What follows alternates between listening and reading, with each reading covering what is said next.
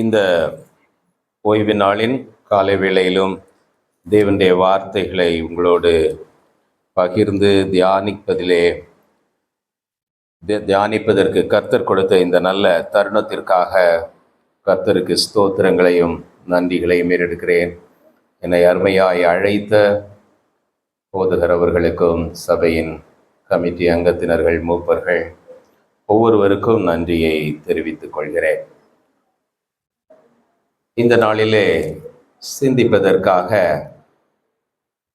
எடுத்துக்கொண்ட பகுதி நாம் கடந்த மாதத்திலே தியானித்த என்ன பகுதி தியானித்தோம்? கடந்த மாதத்திலே என்னப்பா தியானித்தோம்? கடந்த மாதத்துல சொன்னேன், அடுத்த மாதத்தில் இதற்கு தொடர்ச்சியாக இதில் ஏற்பட்டிருக்கிற கேள்விகளுக்கு ஒரு பதிலாக கர்த்தருக்கு சித்தமானால் செய்தி கொடுக்கலாம் என்று. ஊருக்கு போனவங்க போயிட்டாங்க. நம்ம இங்கேதான் இருக்கிறோம். நம்முடைய சிந்தனைகள் எல்லாத்தையும் மறந்துட்டோம். சரி, தீத்து 2வது அதிகாரத்தை நாம் மையமாக வைத்து திருச்சபையிலே கண்காணிக்கிறவர்களுக்கு தேவையான ஆலோசனைகள் பவுல் அப்போஸ்தலன் தீத்துவுக்கு கொடுத்த ஆலோசனைகளிலிருந்து நாம் சிந்தித்தோம். அதில் குறிப்பாக தீத்து 2வது அதிகாரம் நாம் நம்பி இருக்கிற 2வது அதிகாரம் 13வது வசனம், நம்பி இருக்கிற ஆனந்த பாக்கியத்துக்கும் மகாதேவனும் நமது இரட்சகருமாகிய இயேசு கிறிஸ்துவினுடைய மகிமையின் பிரசன்னமாகுதலுக்கும் எதிர்பார்த்து கொண்டிருக்கும்படி நமக்கு போதிக்கிறது. தேவனுடைய பிரசன்னமாகுதலை எதிர்பார்த்து இந்த உலகத்திலே நாம் வாழ்ந்து கொண்டிருக்கும்படி போதிக்கிறது. ஆனால் அப்படி எதிர்பார்த்து கொண்டே நாம் ஒவ்வொரு நாளும் வாழ முடிகிறதா? இல்லை, நம்மை ஒவ்வொரு நாளும் உள்ள சூழ்நிலைகள், பிரச்சனைகள் நம்மை வாரிக்கொண்டு செல்லுகின்றதா? இதை நாம் தியானிக்க வேண்டும் என்று சொன்னேன். அநேக நேரத்துல நமக்கு இருக்கக்கூடிய பிரச்சனை என்னவென்றால், அவருடைய பிரசன்னமாகுதலை எதிர்நோக்கி இருப்பது நல்லது என்று அறிந்திருக்கிறோம், எதிர்நோக்கி இருக்க வேண்டும் என்று வாஞ்சிக்கிறோம். ஆனால் அந்த எதிர்நோக்குதலை விட இன்றைக்கு இருக்கக்கூடிய சூழ்நிலைகள், போராட்டங்கள் நமக்கு பிரதானமாய் நம்முடைய சிந்தனைகளை ஆட்கொண்டு விடுகிறது. இந்த சூழ்நிலைகளை எல்லாம் மேற்கொள்வது எப்படி? சின்ன பிள்ளைங்க கொஞ்சம் அமைதியா உட்கார்ந்துருங்க. பொதுவாக சண்டே கிளாஸ் போடுவீங்க, இன்னைக்கு கொஞ்சம் பொறுத்து கொள்ளுங்கள். கொஞ்சம் அமைதியாக இருப்பது நல்லது. இந்த சூழ்நிலைகளுக்கு அப்பாற்பட்ட நிலைமையிலே நாம் வாழுவது எப்படி என்று வேதம் நமக்கு போதிக்கிறது. நாம் விசேஷித்த விதமாய் தேவனால் ஆசீர்வதிக்கப்பட்டிருக்கிறோம் என்று வேதம் நமக்கு அறிவுறுத்துகிறது. இவைகளை பல நேரங்களிலே நாம் அறிந்து கொள்ளாமல், உணர்ந்து கொள்ளாமல் இருப்பதினால்தான் உலகத்திலே உள்ள பாரமான காரியங்களும் பாவங்களும் நம்மை முற்றுகையிட்டு பிடித்து கொள்ளுகிறது என்பதை நாம் அறிந்து கொள்ள வேண்டும். இந்த நேரத்தில் இதை எபிரேயர் 12வது அதிகாரத்திலிருந்து சில கருத்துக்கள், சத்தியங்கள் மூலமாக தியானிக்கலாம் என்று நினைக்கிறேன். ஆண்டவர் நம்மோடு கூட பேசும்படியாய் ஆண்டவரிடத்திலே முதலாவது நம்மை அர்ப்பணித்து ஜெபிக்கலாம். வசனம் தியானிக்கையில் இதயமதில் ஆறுதலே காரிருளில் நடக்கையிலே தீபமாக வழி நடத்தும். காரிருளில் நடக்கையிலே தீபமாக வழி நடத்தும். திருக்கரத்தால் தாங்கி என்னை திரு சித்தம் போல் நடத்திடுமே. போயவன் கையில் களிமண்ணாய் அனுதினம் நீர் வனைந்திடுமே. எங்களை நேசிக்கிற நல்ல ஆண்டவரே, எங்களை இம்மட்டுமாக நீர் வனைந்து கொண்டு வந்து கொண்டே இருக்கிறீர் சுவாமி. இன்னும் நீர் வரும் பொழுது நீர் இருக்கிற வண்ணமாகவே நாங்கள் உம்மை தரிசிக்க வேண்டும் என்பதினால் தொடர்ந்து எங்களை பரிசுத்தப்படுத்தி கொண்டே இருக்கிறீர், சுத்திகரித்து கொண்டே இருக்கிறீர். நீர் எங்களுக்காக சிந்தின இரத்தம் அது எங்களை மீட்டு கொண்ட இரத்தம் மாத்திரம் அல்ல, அதை எங்களை பரிசுத்தப்படுத்துகிற இரத்தமாக இருக்கிறது. உம்மண்டையிலே நெருக்கி இழுத்து கொண்டு இருக்கக்கூடிய இரத்தமாக இருக்கிறது. உம்முடைய கிருபாசன தண்டையிலே நாங்கள் வரும் பொழுதெல்லாம் எங்களுக்கு பரிந்து பேசுகிற அந்த இரத்தமாக இருக்கிறது. இதை உணர்ந்து கொள்ள இன்னும் உம்மண்டையிலே கிட்டி நெருங்கி சேரத்தக்கதாய் நீர் எங்களுக்கு கொடுத்திருக்கிற சத்தியங்கள், போதனைகள், இவைகளை எல்லாம் விளங்கி கொள்ள இந்த நேரத்திலே நீர் கிருபை பாராட்ட வேண்டும் என்று ஜெபிக்கிறேன். அடியனுக்கு நீர் கற்று தந்தவைகளை உம்முடைய பிள்ளைகளோடு பகிர்ந்து கொள்ளும் பொழுது தேவன் தாமே உம்முடைய வார்த்தைகளை மகிமைப்படுத்தும். பிள்ளைகளுடைய இருதயத்திலே இவைகள் சரியான நல்ல நிலத்தில் விழுந்த விதைகளாய் பதிய வேண்டும் என்று ஜெபிக்கிறேன். பேசுகிற அடியனை உம்முடைய சிலுவையின் கீழ் மறைத்துக் கொள்ளும். இயேசுவின் நாமத்தில் கேட்கிறோம் பிதாவே, ஆமென்.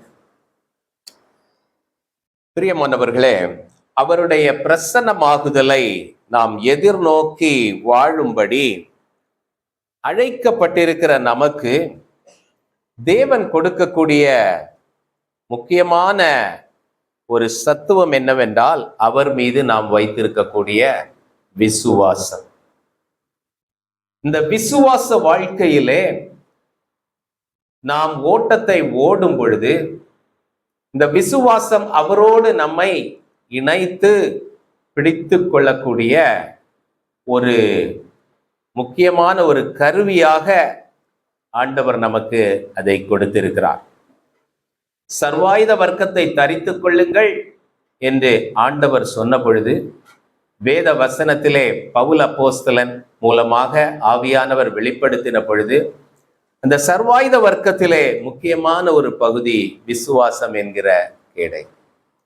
இந்த விசுவாசத்தின் அடிப்படையிலே வாழ்ந்த பழைய ஏற்பாட்டு பக்தர்கள், அவர்களுடைய பெயர்கள், அவர்கள் செய்த விசுவாசத்தின் கிரியைகள், இவைகளையெல்லாம் எபிரேயர் 11 எழுதப்பட்டிருக்கிறதை நாம் பார்க்க முடியும்.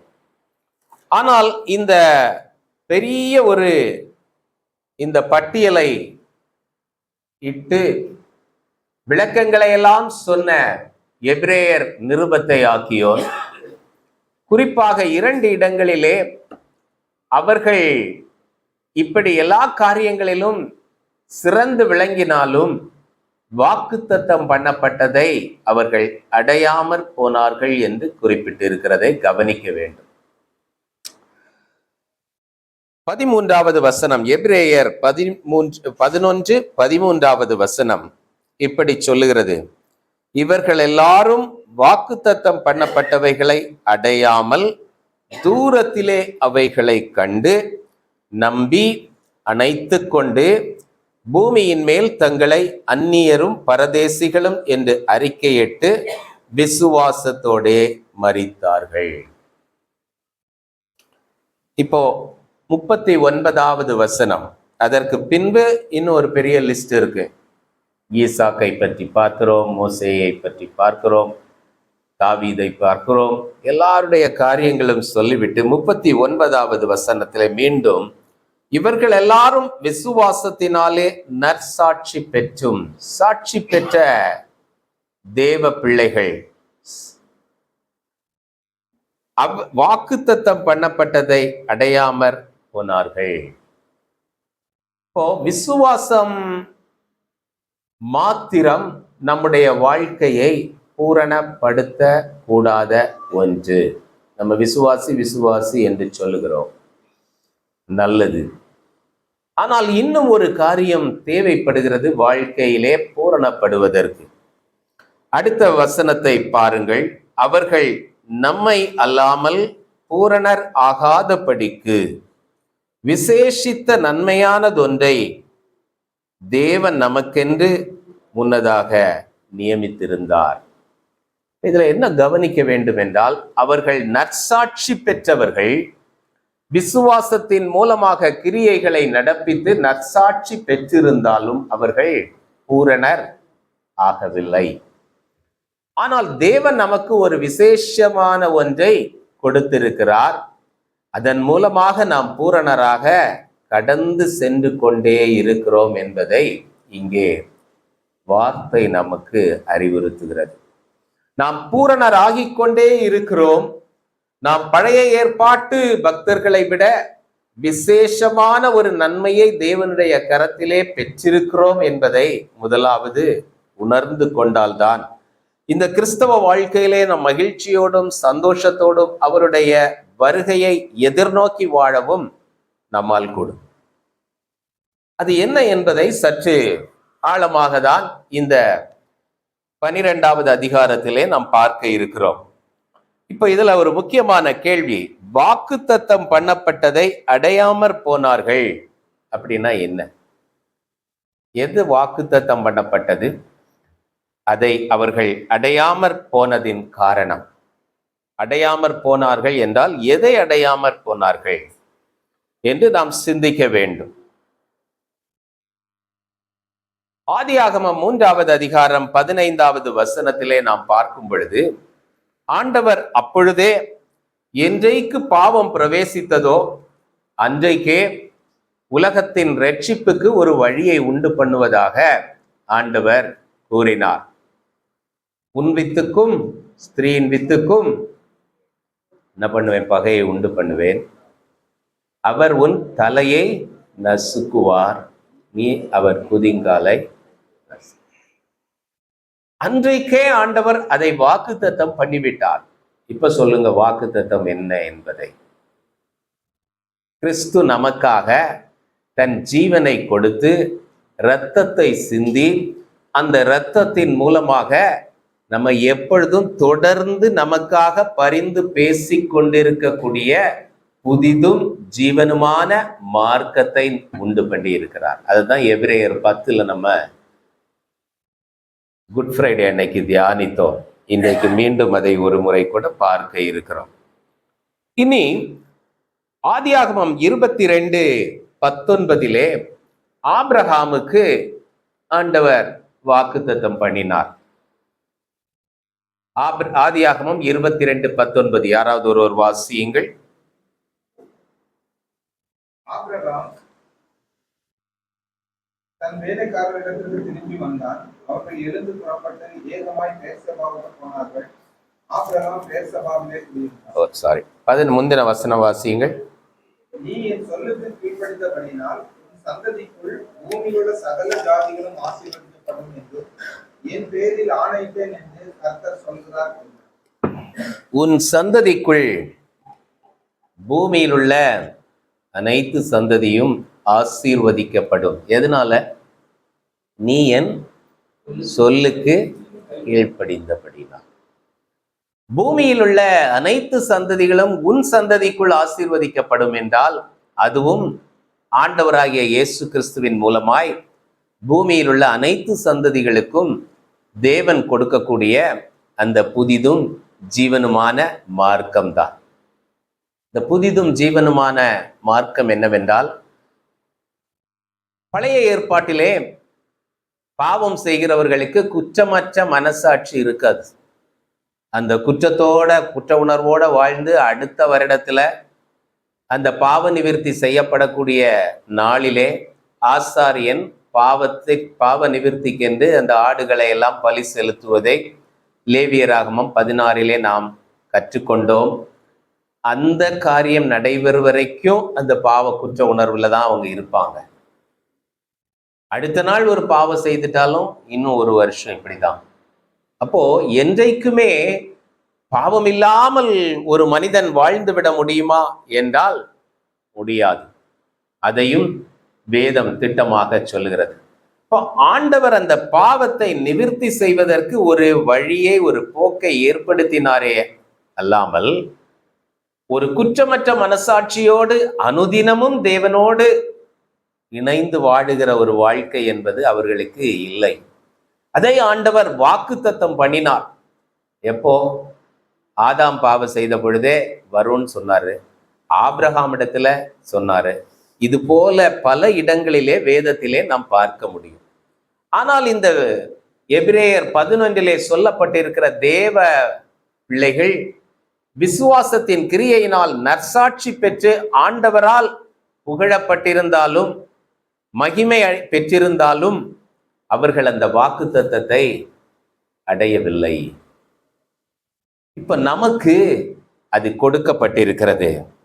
அந்த புதிதும் ஜீவனுமான மார்க்கத்தை பற்றி எபிரேயர் 10வது அதிகாரத்திலே 19வது வசனம் முதல் 22 வரை உள்ள வசனங்களிலே நாம் வாசிக்க முடிகிறது. அதை வாசித்து நாம் அந்த ஜீவனுமான மார்க்கத்திலே வாழ்ந்து கொண்டிருக்கிறோமா என்பதை இந்த நாளிலே ஒரு முறை கூட சிந்தித்து பார்த்து வாழ்வதற்கு நாம் அனுதினம் என்ன செய்ய வேண்டும் என்பதையும் தியானிப்பதுதான் இந்த நாளின் நோக்கம். ஆகையால் சகோதரரே, நாம் பரிசுத்த ஸ்தலத்தில் பிரவேசிப்பதற்கு இயேசுவானவர் தமது மாம்சமாகிய திரையின் வழியாய் புதிதும் ஜீவனுமான மார்க்கத்தை நமக்கு உண்டு பண்ணினபடியால், எது மூலமா உண்டு பண்ணினார்? மாம்சமாகிய திரையின் வழியாய். அந்த மாம்சத்தை அவர் அழிப்பதற்கு, அவர் தேவனுடைய பிதாவினுடைய சித்தத்தை செய்வதற்கு தன்னை அர்ப்பணித்து தன்னுடைய இரத்தத்தை சிந்தினபடியினால் அனுதினமும் அந்த திரைக்குள்ளே சென்று மகிமையுள்ள தேவனை தரிசிக்கக்கூடிய ஒரு வழியை நமக்கு அவர் உண்டு பண்ணினார். அந்த மார்க்கத்தின் வழியாய் பிரவேசிப்பதற்கு அவருடைய இரத்தத்தினாலே நமக்கு தைரியம் உண்டாயிருக்கிறபடியினாலும், தேவனுடைய வீட்டின் மேல் அதிகாரியான மகா ஆசாரியர் நமக்கு ஒருவர் இருக்கிறபடினாலும், 2 காரியம். நாம் கடந்து செல்வதற்கு நம்மை ஒவ்வொரு நாளும் உந்தி தள்ளக்கூடியதும் நம்மை தகுதிப்படுத்தக்கூடியதும் அந்த ஆண்டவராகிய இயேசு கிறிஸ்துவனுடைய இரத்தம்.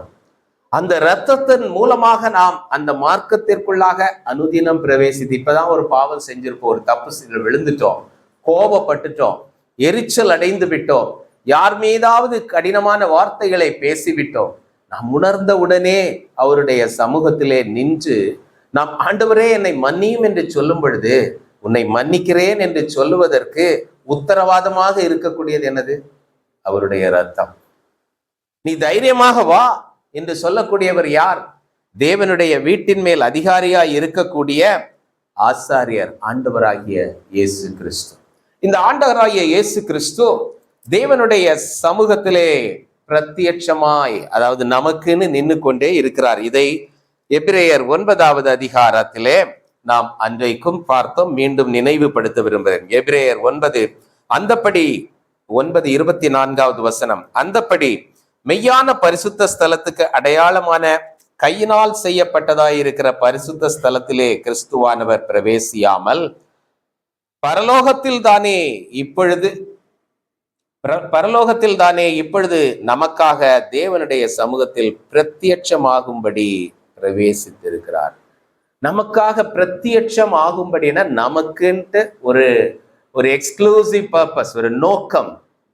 இந்த பிள்ளையினுடைய பாவத்தை பிதா மன்னிக்க வேண்டும் என்று சொல்லி பிரத்யட்சமாய் நமக்கென்று ஆண்டவருடைய சமூகத்துல நிற்கும்படி அங்க பிரவேசித்து இருக்கிறார் என்று வசனம் சொல்லுகிறது.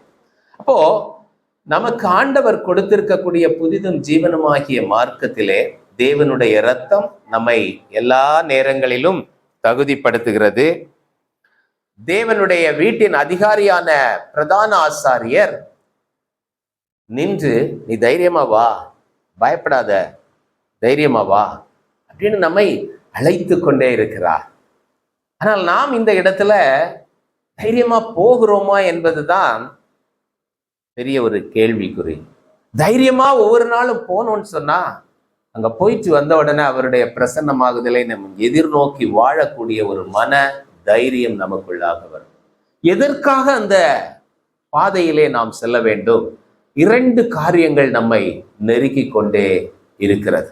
இப்ப திருப்பிக் கொள்ளலாம். எபிரேயர் 12வது அதிகாரம் 1வது வசனம்.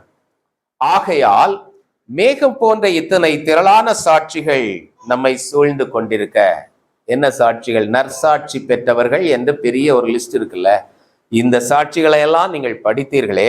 இவைகளெல்லாம் நம்மை சூழ்ந்து கொண்டிருக்க, பாரமான யாவற்றையும் நம்மை சுற்றி நெருங்கி நிற்கிற பாவத்தையும் தள்ளிவிட்டு. 2 காரியம், பாரமான காரியம், இன்னொன்று எப்படி நம்ம விழுங்கலாம் என்று கர்ச்சிக்கிற சிங்கத்தை போல வகை தேடி திரிகிற சாத்தான் நம்மை பாவத்திற்குட்படுத்துகிறானே. இந்த 2 காரியங்கள் தான் நம்மை தேவனை விட்டு பிரிக்கிறது. நம்முடைய சிந்தனைகள், நம்முடைய எண்ணங்கள் அவருடைய வருகையை, அவருடைய பிரசன்னமாகுதலை எதிர்நோக்கி நாம் இருக்காமல் போகிறதற்கு நம்மை தள்ளுகிறது. 2 காரியம், பாரமான உலக காரியங்கள். இன்னொன்று பாவம். 2 தான், வேற எதுவும் இல்லை. ஆகையினால் தான் ஆண்டவர் சொன்னார், உங்கள் இருதயம் பெருந்திண்டியினாலும் வெறியினாலும் லௌகிக கவலையினாலும் பாரமடையாதபடிக்கு எச்சரிக்கையாய் இருங்கள். தீத்துவுல நம்ம அன்றைக்கு பார்த்தோம். தீத்து 2வது அதிகாரத்திலையும் நாம் என்ன செய்ய வேண்டும்? 12வது வசனம், நாம் அவபக்தியையும் லௌகீக இச்சைகளையும் வெறுத்து என்று. அவபக்தி, லௌகீக இச்சைகள், இவைகளெல்லாம் பாவத்திற்கு ஒத்த காரியங்கள். இனி இங்கே திருப்பிக் கொள்ளலாம். 12வது அதிகாரம் எபிரேயர் 12 1வது வசனத்தை தொடர்ந்து நான் வாசிக்கிறேன். இவைகளை தள்ளிவிட்டு விசுவாசத்தை துவக்குகிறவரும் முடிக்கிறவருமாய் இருக்கிற இயேசுவை நோக்கி, இயேசுவையே நோக்கின்னு நம்ம எடுத்துக்கலாம். இயேசுவை நோக்கி நமக்கு நியமித்திருக்கிற ஓட்டத்தில் பொறுமையோடே ஓட கடவோம். அவரை நோக்கி பார்ப்பதற்கு நமக்கு தேவையானது என்னது? விசுவாசம். இந்த விசுவாசிகளின் பட்டியல், அவர்கள் கடந்து சென்ற பாதைகள், இதன் மத்தியிலே அவர்கள் எப்படி நற்சாட்சி பெற்றார்கள் என்பது நமக்கு வேதத்திலே சரித்திரமாக எழுதி வைக்கப்பட்டிருக்கிறது. இவைகளை வாசித்து நாம் அவர் மீது நம்முடைய கண்களை பதித்து அதிலே நாம் பொறுமையோடே ஓட கடவோம் என்று வசனம் சொல்லுகிறது. பல நேரத்துல நமக்கு பொறுமை என்பது என்ன கஷ்டமான ஒரு காரியமா இருக்கு. நம்ம இருதயத்துல பொறுமை எளிதா வருதா, பெருமை எளிதா வருதா? சொல்லுங்க, எது ரொம்ப எளிதாக நம்ம வாழ்க்கை உள்ள நுழையுது? பிரசங்கி 7வது அதிகாரம் 8வது வசனம் பின்பகுதியை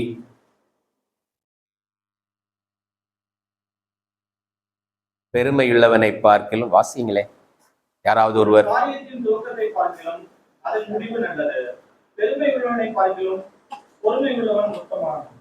அடுத்த வசனம் கூட,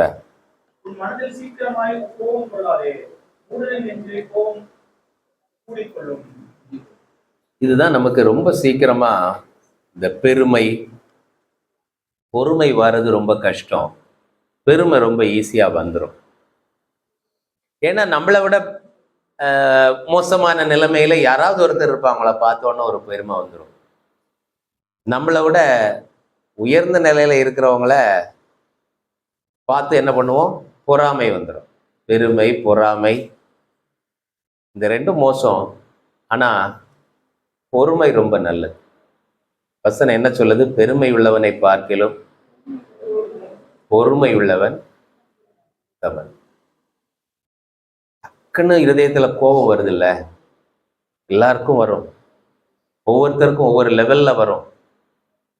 நம்முடைய நிலைப்பாடை பொறுத்து வரும், நாம் சந்திக்கின்ற சூழ்நிலையை பொறுத்து வரும். ஆக மொத்தத்துல இந்த இருதயத்துல கோபம் கொள்ளாமல் இருப்பது நல்லது. நமக்கு நியமித்திருக்கிற ஓட்டத்துல நமக்கு பக்கத்திலே ஒரு பெலிஸ்தியன் ஆண்டவர் வைப்பார். எதுக்கு தெரியுமா? நம்மளை சரிப்படுத்துறதுக்காக. நமக்கு பக்கத்திலே மீதியானியன் ஒருத்தனை வைப்பார். எதுக்கு? நம்முடைய காரியங்களை எல்லாம் எடுத்துட்டு போயிடுவாங்க. ஆண்டவரே, நான் செய்ததெல்லாம் போச்சு, நான் தாப்பா வச்சேன், நீ என்ன நோக்கிப்பார். ஆண்டவர் சொல்லுவாரு, நீ பெயர் சபாவுக்கு ஓடாத, அங்கேயும் இங்கேயும் ஓடிட்டு இருக்காத, என்ன நோக்கிப்பார். இதெல்லாம் தீர்க்க தரிசன வசனங்கள். இவைகளையெல்லாம் நம்ம கற்றுக்கொள்ளணும். நமக்கு நியமித்திருக்கிற ஓட்டம்னு ஒன்று உண்டு. சிலர் என்ன நினைப்பாங்க, நான் தான் இந்த உலகத்துல இவ்வளவு கஷ்டப்படுறேன், மற்றவங்க எல்லாம் ரொம்ப எளிதாக ஓடுறாங்க அப்படின்ட்டு. இதற்கு ஒரு நல்ல ஒரு இல்லஸ்ட்ரேஷன் ஆண்டவர் எனக்கு விளக்கி கொடுத்தது ஏற்கனவே சொல்லியிருப்பேன். ஓட்ட பந்தயத்தில் ஓடுறவங்க ரன்னிங் ரேஸில் ஓடுறாங்க, 4000 மீட்டர்ஸ் 8000 மீட்டர்ஸ் எல்லாம் ஓடுறாங்க. கிரவுண்டில் பார்த்தீங்கன்னா நிறைய சர்க்கிள் போட்டிருப்பாங்க. சிலர் உள்ளால இருக்க சர்க்கிளில் ஓடுவாங்க, சிலர் அவுட்டர் மோஸ்ட் சர்க்கிளில் வெளியில் இருக்கிற சர்க்கிளில் ஓடுவாங்க. வெளியில் இருக்கிற சர்க்கிள் பெருசு இல்லை, உள்ளே இருக்கிற சர்க்கிள் சின்னது. இப்போ வெளியில் இருக்கவங்க சொல்ல முடியுமா, எனக்கு ரொம்ப ஜாஸ்தியாக ஓட கொடுத்தாங்க, அதனால் நான் லேட்டாக வந்தாலே எனக்கு ஃபர்ஸ்ட் ப்ரைஸ் கொடுக்கணும்னு சொல்ல முடியுமா? முடியாது. ஏன்? ஒருத்தருக்கும் ஃபினிஷிங் பாயிண்ட் தான் சேம். ஸ்டார்டிங் பாயிண்ட்டு அவுட்டர் சர்க்கிளில் ஓடுறவங்களுக்கு முன்னாடி இருக்கும், இன்னர் சர்க்கிளில் ஓடுறவங்களும் இந்த டிஸ்டன்ஸ் அட்ஜஸ்ட் பண்ணி பின்னாடி தான் இருக்கும். ஆனால் ஓடிட்டு இருப்பாங்க. 4வது ரவுண்டு 5வது ரவுண்டு ஓடும்போது எல்லாரும் சர்க்கிளில் ஓடுறோன்னு நினச்சிக்குவோம். ஆனால் ஆண்டவர் நீதிபரர், எல்லாருக்கும் நியாயமாக தான் செய்வார். சிலரை திருத்துறதுக்குன்னு சில கடினமான சூழ்நிலையில அலோவ் பண்ணுவார். இவைகள் எல்லாவற்றையும் நாம் கேள்வி கேட்டுக்கொண்டிருக்க முடியாது. உபாகமம் 29:29 பார்த்தீங்கன்னா மோசே சொல்வார், வெளிப்படுத்தப்பட்டவைகளெல்லாம் நாமும் நம்முடைய பிள்ளைகளும் கை கொண்டு தேவனை மைமைப்படுத்துவதற்கு நமக்குன்னு ஆண்டவர் கொடுத்திருக்கிறது. வெளிப்படுத்தப்படாதவைகளோ இம்மைக்குரியவைகள் அல்ல, அதை பற்றி கேள்வி கேட்காதுங்கன்னு அன்னைக்கே சொல்லிட்டார். ஆனா நமக்கு தெரியாததான் நம்ம கேள்வி கேட்டுக்கிட்டே நம்முடைய வாழ்க்கையில பொறுமையை இழந்து விடுகிறோம். பிரியமானவர்களே, பொறுமையோட நமக்கு நியமித்திருக்கிற ஓட்டத்திலே ஓட கடவோம். சரி, இப்போ இதுதான் இதனுடைய இன்ட்ரோடக்ஷன்.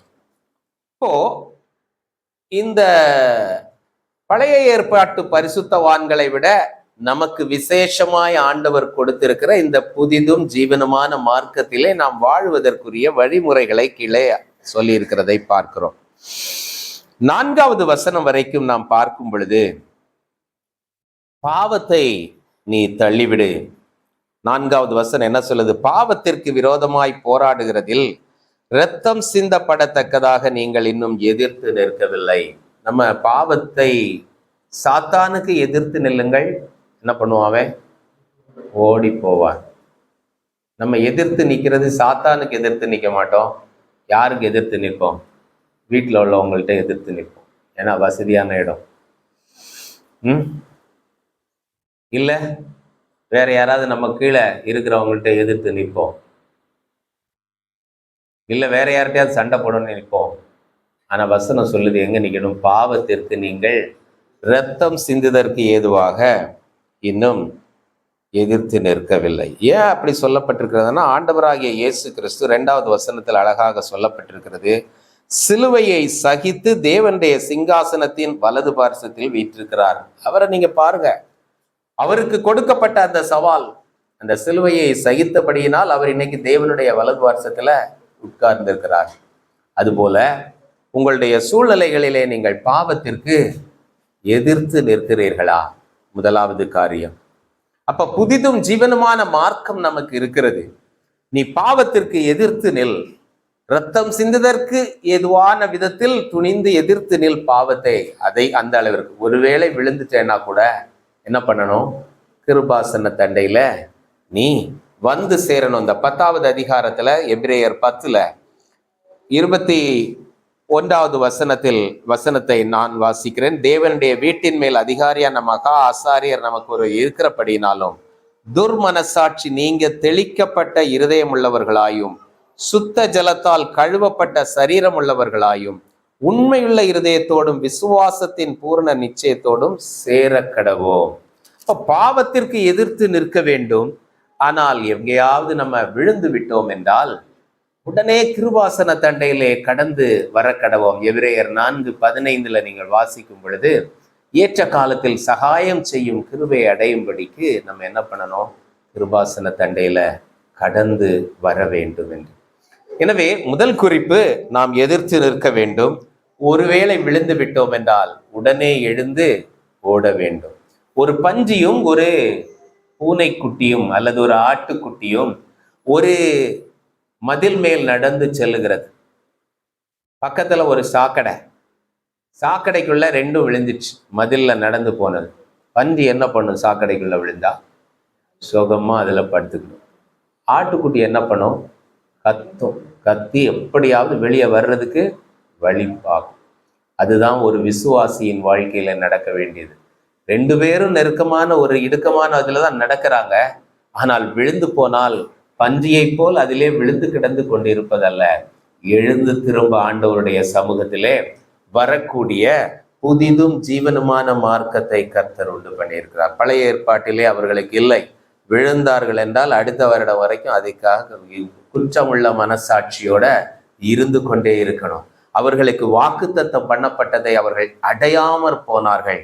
நற்சாட்சி பெற்றிருந்தார்கள், அடையவில்லை. ஆனால் நாமோ அடைந்திருக்கிறோம். அதை முதலாவது உணர்ந்து கொள்ளலாம். தொடர்ந்து பார்க்கலாம். 5வது வசனத்திலிருந்து வாசிக்கிறேன். எபிரேயர் 12:5.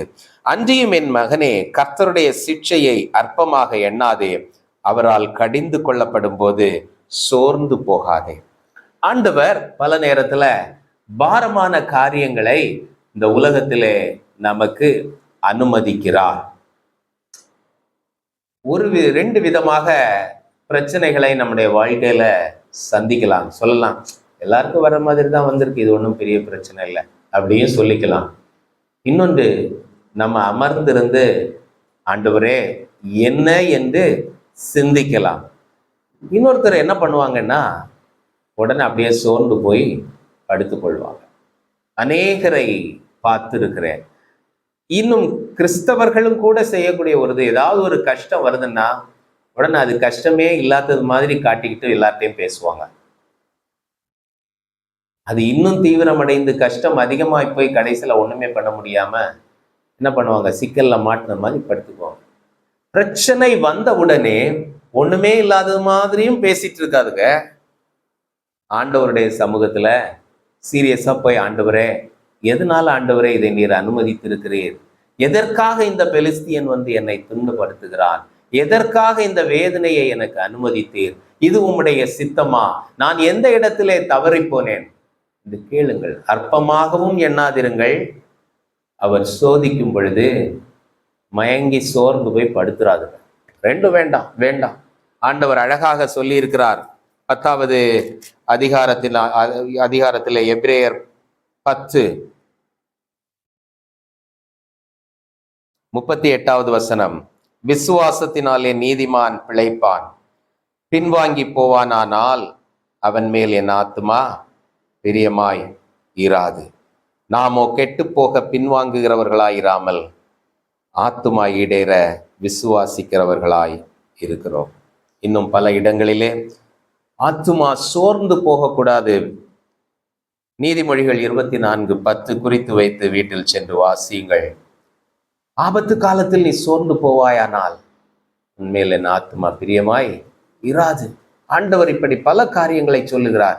ஆகையினால கஷ்டம் அனுமதிப்பது தேவனும் அனுமதிக்கிறார். உலகத்தில இருந்தும் பிரச்சனை வருது. இந்த நெருக்கத்தை சந்திக்கும் பொழுது நீ சோர்ந்து படுத்து விட்டாய் என்றாலும் பிரயோஜனம் இல்லை. இது ஒண்ணு இல்லைன்னு சும்மா பேசிட்டு இருந்தா அதுக்கு பேர் தான் விசுவாசம் என்று தயவு செய்து நினைத்து கொள்ள வேண்டாம். விசுவாசம் என்பது தேவனோடு நாம் சென்று ஐக்கியப்பட்டு ஆண்டவரிடத்துல இந்த காரியத்தை குறித்து பேசி கர்த்தர் மேல் பாரத்தை வைத்துவிடு, அவர் உன்னை ஆதரிப்பார் என்கிற வார்த்தையை உறுதியாய் பிடித்துக் கொண்டு அவரை உறுதியாய் பற்றி கொண்ட மனதை உடையவன் உண்மையே நம்பி இருக்கிறபடியினால் அவனை பூரண சமாதானத்திற்குள் காத்துக்கொள்வீர். பூமியை இருள் மூடும், ஜனங்களை காரிருள் மூடும், ஆனாலும் உன்மேல் கர்த்தர் உதிப்பார். அப்ப இந்த காரிருள் எல்லாம் வரும், வராம இருக்காது. யாபேஸ் எப்படி ஜெபம் பண்ணாரு? தீங்கு என்னை துக்கப்படுத்தாதபடி அதற்கு என்னை விலக்கி காத்துக்கொள். தீங்கு வரும், ஆனால் அது என்னை துக்கப்படுத்தி அமிழ்ந்து போகிற நிலை எனக்கு வராமல் நீர் என்னை காத்துக்கொள்ளும். இவைகள் எல்லாவற்றையும் மேற்கொள்ளக்கூடிய கிருபையை கர்த்தர் தருகிறார். கர்த்தர் தருகிறார். பரிசுத்தவான் தீர்க்கதரிசி எழுதியிருக்கிறார்ல, மான்களின் கால்களை போல் அவர் என் கால்களை, அத்திமரம் துளிர் விடாமற் போனாலும். அது எந்த தீர்க்கதரிசி? யாரு? ஆட்டுக்கிடையில் ஆடுகள் இல்லாமற் போனாலும் யாரு? ஆகாய சொன்னாரு கிடையாது. அத்திமரம் துளிர் விடாமற் போனாலும், இடையில் ஆடுகள் இல்லாமற் போனாலும் கர்த்தருக்குள் நான் மகிழ்ச்சியா இருப்பேன். எனக்கு டக்குன்னு அந்த பேர் வர மாட்டேங்குது.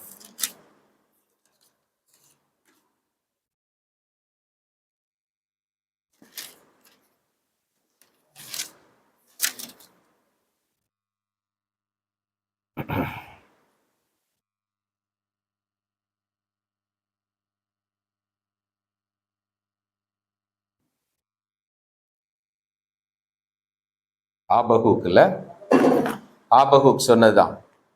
ஆபகுக் என்ன சொல்வார்னா, அத்திமரம் துளிர் விடாமற் போனாலும், இடையில் ஆடுகள் இல்லாமற் போனாலும், திராட்சை தோட்டத்தில் பழங்கள் இல்லாமற் போனாலும் கர்த்தருக்குள் மகிழ்ச்சியா இருப்பேன். ஏன் தெரியுமா? அவர் என் கால்களை மான்களின் கால்களை போலாக்கி உயர்ந்த ஸ்தலத்தில் ஏறி நடக்க பண்ணுவார். இப்போ இதற்கு பேர் தான் விசுவாசம். அவர் நம்முடைய கால்களை உறுதிப்படுத்தி பலப்படுத்தி நம்ம உயர்ந்த ஸ்தலத்துல நடக்க அவர் பண்ணினால்தான் நம்ம இந்த அத்திமரம் துளிர் விடாம போனாலும், கிடையில் ஆடுகள் இல்லாமற் போனாலும் எல்லாம் நம்ம என்ன கர்த்தருக்குள்ள மகிழ்ச்சியா இருக்க முடியும். அதை உறுதியாய் பற்றி பிடித்து கொண்டு ஆண்டவரிடத்துல போய் பேசி இந்த காரியங்களை சரி செய்து கொள்வதுதான் விசுவாசம். இல்லாம சோர்ந்து போய் படுத்துறதும் விசுவாசம் இல்லை. இது எனக்கு ஒண்ணும் இல்லை, ஒண்ணும் இல்லை, ஒண்ணும் இல்லைன்னு சும்மா வாயளவுல சொல்லிட்டு நடக்கிறதும் விசுவாசம் அல்ல. ஆகையினாலதான் வசனம் திட்டமாக சொல்லுகிறது, அவர் உன்னை, இப்ப இங்க திருப்பிக் கொள்ளலாம், எபிரேயர் 12க்கு மீண்டுமாய் வாருங்கள்.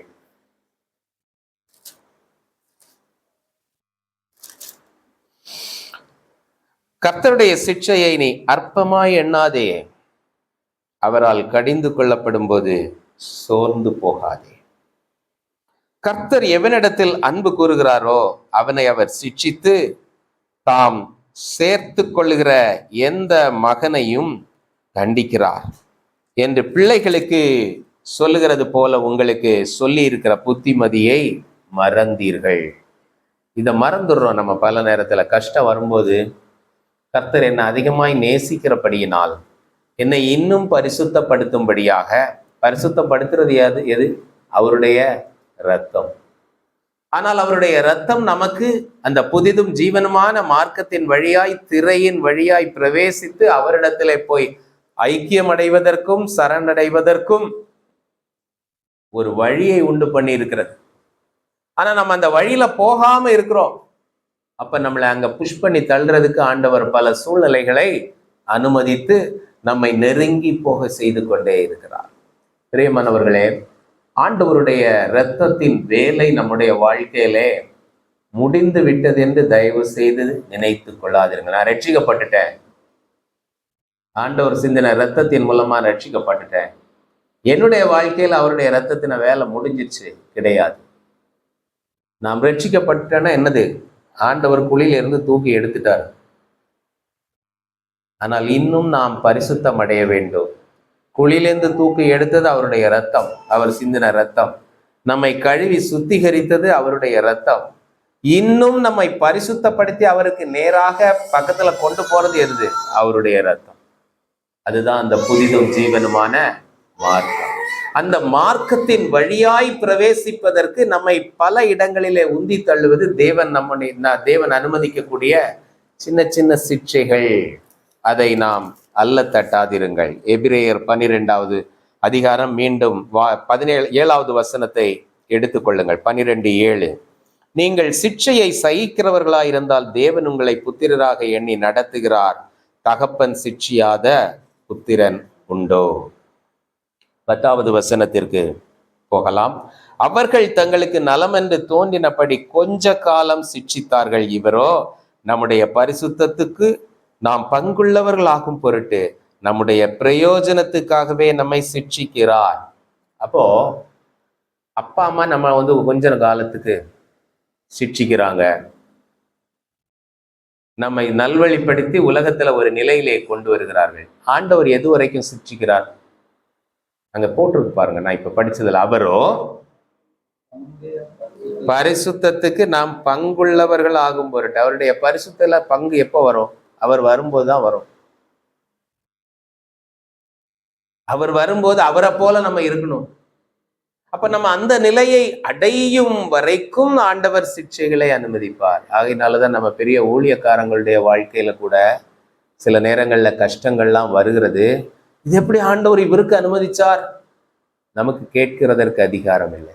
ஆண்டவர் ஒரு சிக்ஷையை, ஒரு நெருக்கத்தை ஒரு மனிதனுடைய வாழ்க்கையில அனுமதிக்கும் பொழுது அந்த மனிதன் தேவனிடத்திலே நெருங்குவதற்கும் அது காரணமாக இருக்கும். அவனை பார்க்கிறவர்களும் உணர்ந்து கொள்வதற்கு அது காரணமாக இருக்கும். ஆனால் அந்த மனிதனுடைய வாழ்க்கையிலே இன்னும் தேவன் அவர்களை பரிசுத்தம் பண்ணி கொண்டே இருக்கிறார். என்னைக்கு அவர் வர்ற வரைக்கும் தான் அவருக்கு ஒப்பாக நாம் மாறுவோம். ஆகினாலே பரிசுத்தம் உண்டாகும்படி தேவன் நம்மை சிட்சித்து நடத்தி கொண்டே இருக்கிறார். இன்னைக்கு நல்லா இருக்கிறோம், நாளைக்கு எந்த கஷ்டமும் வராது என்று எந்த உத்தரவாதமும் இல்லை. ஆனால் அந்த கஷ்டத்தை அனுமதிக்கிற தேவன் அதிலிருந்து தப்பித்து கொள்ள ஒரு போக்கை நிச்சயம் உண்டு பண்ணுவார். அதுதான் புதிதும் ஜீவனுமான மார்க்கம். அந்த மார்க்கத்திலே நம்மை காப்பாற்றுகிறதுக்கு தேவனுடைய இரத்தம் உண்டு. தேவனுடைய வீட்டின் மத்தியஸ்தராகிய யார் இருக்கா? இயேசு கிறிஸ்து இருக்கிறார். அப்பதான் நம்ம நினைச்சுக்கிடணும், என்னால் செய்யக்கூடாத அதிசயமான காரியம் ஒன்று உண்டோ? மனுஷனால் கூடாததுதான், ஆனால் தேவனால் கூடும் என்றெல்லாம் ஆண்டவர் சொன்னது. இந்த சூழ்நிலைகள் நம்ம பார்த்து எப்படி வேண்டுமானாலும் நம்மை மிரட்டக்கூடிய சூழ்நிலைகள் வரலாம். ஆனால் எல்லா இடத்திலையும் என்னை காப்பாற்றுகிறதற்கு, என்னை நல்வழிப்படுத்துவதற்கு, என்னை பலப்படுத்துவதற்கு தேவனுடைய இரத்தம் உண்டு. அதன் மூலமாக அவர் எனக்காக சம்பாதித்து வைத்திருக்கிற ஆசீர்வாதங்களை நான் சுதந்திரித்துக் கொள்ள முடியும். அது எப்படிப்பட்ட சவாலாகவும் இருக்கலாம். அதனாலதான் ஆண்டவர் சொன்னார், ஊசியின் காதுக்குள்ள ஒட்டகம் நுழைகிற மாதிரி உள்ள சூழ்நிலையா இருந்தாலும் நீங்க முடிவு பண்ணிடலாம் இது நிச்சயமா முடியாதுன்னு. ஆனால் மனுஷனால் கூடாததுதான் தேவனால் எல்லாம் கூடும். இதை நாம் கவனிக்க வேண்டும். இப்போ 12வது வசனத்திற்கு வரலாம். ஆகையால் நெகிழ்ந்த கைகளையும் தளர்ந்த முழங்கால்களையும் நீங்கள் திரும்ப நிமிர்த்தி. இப்போ பிரச்சனைகள் கஷ்டங்கள்லாம் வந்த உடனே என்ன ஆயிடும்? கை என்ன ஆயிடும்? ஆடி விடும். முழங்கால் தளர்ந்துரும். முழங்கால நின்று ஜெபிச்சு தளர்ந்து போகிறோம். ஆனால் ஆண்டவர் என்ன சொல்றாரு? இதை நீங்கள் நிமிர்த்தி, தளர்ந்த முழங்கால்களை நெகிழ்ந்த கைகளை திரும்ப நிமிர்த்தி, முடமாயிருக்கிறது பிசகி போகாமல் சொஸ்தமாகும்படிக்கு உங்கள் பாதங்களுக்கு வழிகளை என்ன பண்ணணும்? செவ்வைப்படுத்துங்கள். புரியுதா? இப்ப நம்முடைய வழி இன்னும் அந்த புதிதும் ஜீவனுமான மார்க்கத்திலே உள்ளே நுழைந்து நாம் போகிறதற்கு இல்லாமல் அந்த வழி அப்படி அலைந்து கொண்டே இருக்கிறது. ஆகையினால அந்த வழியை செவ்வைப்படுத்துங்கள். செவ்வைப்படுத்துறதுக்கு என்ன பண்ணும்? நெகிழ்ந்த கைகளை தளர்ந்த முழங்கால்களை திரும்ப நிமிர்த்தி. சோர்ந்து போனீங்களா? விட்டுறாதுங்க. அவர் நம்மை கைவிடுகிற தேவன் இல்லை. மங்கி எரிகிற திரியை அணையாமலும் நெறிந்த நாணலை முறியாமலும் காக்கிற தேவன் அவர். ஆகையினாலதான் இவைகளை நாம் உணர்ந்து கொண்டு நமக்கு பிரச்சனை கஷ்டம்னு அப்படியே நம்ம நின்றோம்ல, இந்த வசனங்கள் நம்முடைய இருதயத்திலே இருந்தால் அன்றைக்கு நெகிழ்ந்த கைகளையும் தளர்ந்த முழங்கால்களையும் மீண்டும் நிமிர்த்துவதற்கு இந்த வசனம் ஜீவனுள்ள வார்த்தைகளாய் நம்மோடு பேசும். மனுஷன் அப்பத்தினால் மாத்திரமல்ல, தேவனுடைய வாயிலிருந்து புறப்படுகிற ஒவ்வொரு வார்த்தையினாலும் பிழைப்பான் என்பதை நாம் அந்த நேரத்தில் உணர்வோம் அதிகமாக. ஆகையினாலே நிமிர்த்தி வழிகளை செவ்வைப்படுத்துங்கள். இந்த வழிகளை செவ்வைப்படுத்துங்கள் என்பது ரொம்ப ரொம்ப ரொம்ப முக்கியம். அதுக்கு கீழே ஒரு 2 வசனங்கள்ல ஒரு சில காரியங்களை குறிப்பிட்டிருக்கிறதை நாம் பார்க்க முடியும்.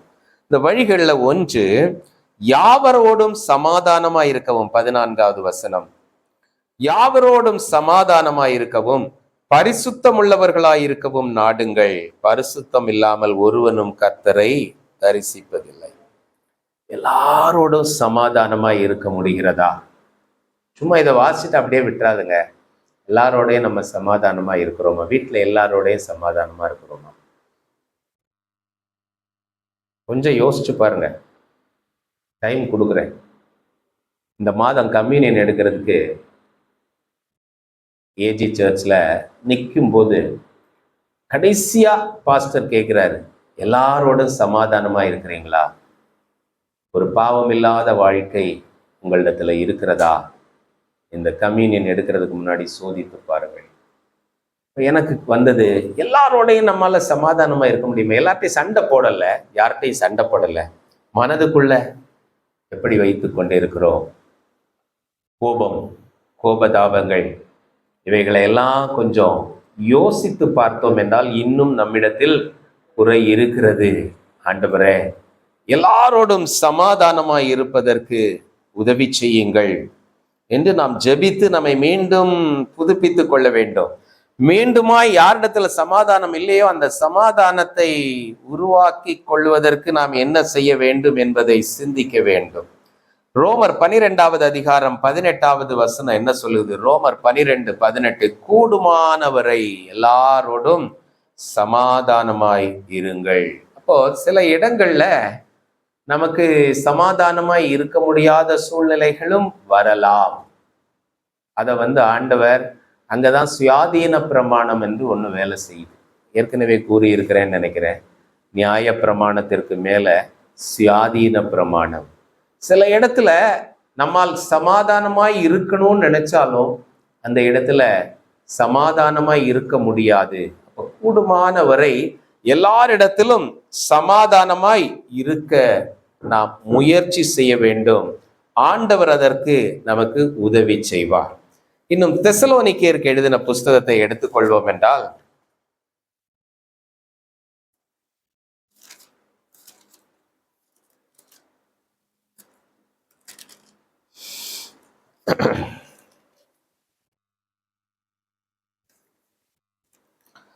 தெசலோனிக்கேயர் 3வது அதிகாரம் 14வது வசனத்தை வாசிக்கிறேன்.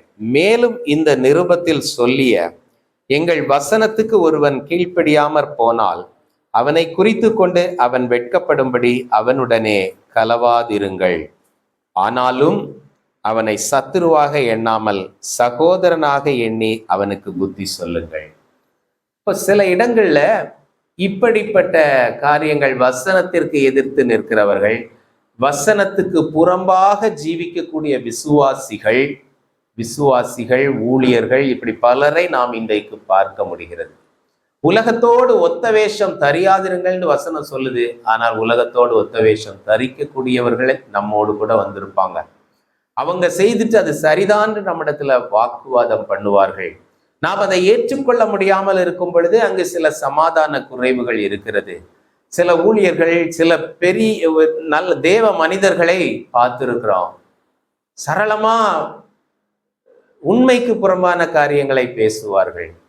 ஆனா அவங்க சொல்றது என்னன்னா, நம்ம பேசுறது அந்த சூழ்நிலைக்கு அது தேவை, ஆனா மற்றவங்களுக்கு தீமை வராத காரியம்னா அது பொய் இல்லை அப்படின்வாங்க. இப்படிப்பட்டவர்களை எல்லாம் நீங்க சந்திச்சிருக்கீங்களா? கொஞ்சம் யோசிச்சு பாருங்க. எனக்கு அப்படிப்பட்டவங்களை எல்லாம் உடனே அப்படி எனக்கு ரொம்ப கோபம் வந்துடும். சமாதானத்தை இழந்து விடுவோம். எப்படி இப்படி பேசுறாங்க அப்படின்ட்டு அந்த நேரத்துல உண்மையிலே கோபம் வரும். ஆனால் இப்படிப்பட்ட காரியங்கள்ல எல்லாம் ஆண்டவர் என்ன சொல்லுங்க, வசனம் என்ன சொல்லுகிறது? ஒருவன் கீழ்ப்படியாமற் போனால் அவனை குறித்து கொண்டு அவன் வெட்கப்படும்படிக்கு அவனுடனே கலவாதிருங்கள். முதல் காரியம், யாவரோடும் சமாதானமாயிருங்கள். ரெண்டாவது சொன்னேன், கூடுமானவரை எல்லாரிடத்திலும் சமாதானமாயிருங்கள். அப்ப சமாதானத்தை விட்டுவிடக்கூடாது. இன்னும் நம்ம மத்தேயுல பார்க்கும்போது 5வது வரம், சமாதானம் பண்ணுகிறவர்கள் பாக்கியவான்கள் என்று சொல்லப்பட்டிருக்கிறது. அது நம்ம ஒருவருக்கு ஒருவர் சமாதானம், மற்றவர்கள் ஒருவருக்கு ஒருவர் சமாதானம் பண்ணி, இதற்கு அப்போ கிறிஸ்து நமக்கு காட்டின புதிதும் ஜீவனுமான வழியில சமாதானம் கண்டிப்பாக இருக்க வேண்டும்.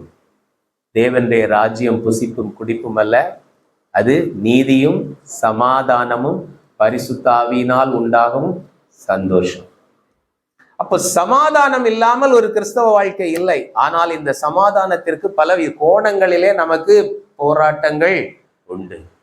கூடுமான வரையில் எல்லாரிடத்திலும் சமாதானமாயிருங்கள். இங்க இப்படிப்பட்ட இடத்துல நீங்கள் அப்படிப்பட்டவர்களோடு அதிகமாய் கலவாதிருங்கள். ஆனாலும் அவனை சத்துருவாக எண்ணாமல் சகோதரனாக அவனை எண்ணி அவனுக்கு புத்தி சொல்லுங்கள். இப்ப இந்த காரியங்களை எல்லாம் நம்ம எப்படி கற்றுக்கொள்வது? எப்படி சுயாதீன பிரமாணத்தை பல இடங்களிலே நாம் அனுசரித்து தேவனோடு இணைந்து வாழ? அதுக்கென்று அவங்களிடத்துல போய் சமாதானம் பண்றோன்னு சொல்லிட்டு நீ உன் பரிசுத்தத்தை இழந்து விடாதே. நீயும் உலகத்திற்கு ஒத்த வேஷம் தரித்து கொண்டு வாழ ஆரம்பிக்காதே. உன்னுடைய வீட்டிற்குள் அப்படிப்பட்ட காரியங்களை அனுமதிக்க நீ ஆயத்தப்படாதே. இதெல்லாம் செய்யும்போது இன்னைக்கு நமக்கு இரத்தத்தின் சத்துவம் சக்தி நமக்கு தேவையா இல்லையா? இப்படிப்பட்ட சூழல்களை எல்லாம் சந்திக்கும் பொழுது வாழ்க்கையில நிச்சயம் போராட்டம் இருந்து கொண்டே இருக்கும். தட் இஸ் வை அதனால நம்ம சொல்றோம், கிறிஸ்தவ வாழ்க்கை என்பது ஒரு போராட்ட களம், அது விளையாட்டு களம் அல்ல. It's not a play ground, it's a battle ground till the end. ஏனென்றால் ஆண்டவரும் தன்னுடைய பரிசுத்தத்தை விட்டு கொடுப்பதில்லை. உலகத்தையும் நீ வெறுத்து விடு என்று சொல்லவில்லை. தேவனுடைய சுவிசேஷம் கிருபையும் சத்தியமும் நிறைந்த சுவிசேஷம், அதை வெளிப்படுத்ததான் ஆண்டவராகிய இயேசு கிறிஸ்து வந்தார். கிருபை இருப்பதினால் நீ எல்லாரையும் வெறுத்து விட முடியாது. நீ எல்லாரோடு சமாதானமாக தான் இருக்க வேண்டும். ஆனால் சமாதானமாய் இருக்க முடியாத இடங்களிலே என்ன செய்வது? ஆண்டவர் நமக்கு ஞானத்தை தர வேண்டும். கூடுமானவரை எல்லாரிடத்திலும் சமாதானமாயிருங்கள். ஆனாலும் அவனை சத்துருவாக எண்ணாமல் சகோதரனாக எண்ணி புத்தி சொல்லுங்கள் என்று வசனம் சொல்லுகிறது. இப்ப மீண்டும் திருப்பிக் கொள்ளலாம். எபிரேயர் 12. இந்த காரியங்களை எல்லாம் செய்யும் போது அடுத்தது 15வது வசனம், ஒருவனும் தேவனுடைய கிருபையை இழந்து போகாத படிக்கும் யாதொரு கசப்பான வேர் முளைத்தெழும்பி கலக்கம் உண்டாக்குகிறதினால் அநேகர் தீட்டுப்படாத படிக்கும். அடுத்த பகுதி, நம்ம சில நேரங்கள்ல நமக்கு சமாதானத்தை இழந்து போகிறோம். கோபம் நம்மை என்ன பண்ணிடுது? ஆளுகை செய்து விடுகிறது. நியாயமான காரியம்தான், ஆனாலும் கோபம் வரலாம். நீங்கள் கோபம் கொண்டாலும் ஆண்டவர் எப்படி நம்மளை எங்கெல்லாம் மாட்டி வச்சிருக்காரு பார்த்தீங்களா? கோபப்படலாம், ஆனா நீ பாவம் செய்யாத. அதுதான் இங்க ஆண்டவர் சொல்லுகிறார், கிருபையை நீ இழந்து போகாதபடிக்கு கசப்பான வேர் முளைத்தெழும்பி. கசப்பு மனதுல ஒரு மனிதன் மீது அல்லது ஒரு மனுஷி மீது அல்லது ஒரு கூட்டத்தார் மீது அல்லது ஒரு குடும்பத்தின் மீது ஒரு சபையின் மீது அந்த கசப்பான வேர் நமக்கு எழும்பாதபடிக்கு என்ன பண்ணணுமா? நம்ம எச்சரிக்கையாய் இருக்க வேண்டும். இப்ப இந்த எழும்புகிற சூழ்நிலை என்ன சொல்லுது? கிருபையை இழந்து விடக்கூடிய ஒரு அனுபவம். ஆண்டவர் யாருக்கு கிருபை கொடுக்கிறார்? தாழ்மை உள்ளவனுக்கு கிருபை அளிக்கிறார். யாருக்கு எதிர்த்து நிற்கிறார்? பெருமை உள்ளவனுக்கு எதிர்த்து நிற்கிறார். அப்போ இந்த கிருபையை இழந்து போகக்கூடிய நேரத்துலதான் கசப்பு நம்முடைய வாழ்க்கையில வருது. இந்த கசப்பு வருவதனால் அநேகருடைய முளைத்தெழும்பி கலக்கம் உண்டாகிறதுனால் அநேகர் தீட்டுப்படக்கூடிய சூழ்நிலை வருகிறது. நம்மிடத்துல ஒரு கோபம் எழும்பி ஒரு கசப்பான வேர் எழும்பி நம்ம அதை பலரோடு போய் அதை பேசி அநேகர் அதை நிமித்தமாய் தீட்டுப்படக்கூடிய ஒரு நிலைமைக்கு நம்ம தள்ளப்படுகிறோம்னா அது என்ன? தேவனுடைய கிருபையை அந்த நேரத்திலே நாம் என்ன பண்ணிட்டோம்? இழந்து விட்டோம். கிருபை இழந்து நிற்கிறோம் என்றால் எங்கேயோ ஒரு இடத்துல பெருமை வேலை செஞ்சிருக்குது. இதை நாம் மறந்து விடக்கூடாது. அதனாலதான் முதல்ல சொன்னேன், பெருமை உள்ளவனை பார்க்கிலும் யார் உத்தமன்? பொறுமை உள்ளவன். இப்படி இரிட்டேட் பண்றவங்க, நம்மளை தொந்தரவு பண்றவங்க, இப்படிப்பட்டவங்க எல்லாம் இருக்கும்போது இதையும் சகித்து செல்வதற்கு என்ன வேணும்? பொறுமை வேண்டும். ஆனால் பொறுமை என்று சொல்லி அவர்களோடு ஒப்புரவாகி விடாதீர்கள். அதுதான் ஆண்டவர் சொல்றார், பரிசுத்தம் வேண்டும் என்று. ரெண்டும் வேணும். இதை நம்முடைய வழிகளை செவ்வைப்படுத்துகிற விஷயத்துல ஆண்டவர் நமக்கு எப்படி உதவி செய்கிறார்ன்ட்டு ஒரு சின்ன காரியத்தை யோவான் சுவிசேஷத்திலிருந்து பார்த்து விடலாம் என்று நினைக்கிறேன். யோவான் சுவிசேஷம் 21வது அதிகாரத்தை எடுத்துக்கொள்ளலாம். ஆண்டவராகிய இயேசு கிறிஸ்து தன்னுடைய வாழ்க்கையை இந்த உலகத்திலே முடித்து சிலுவையிலே மரித்தார்.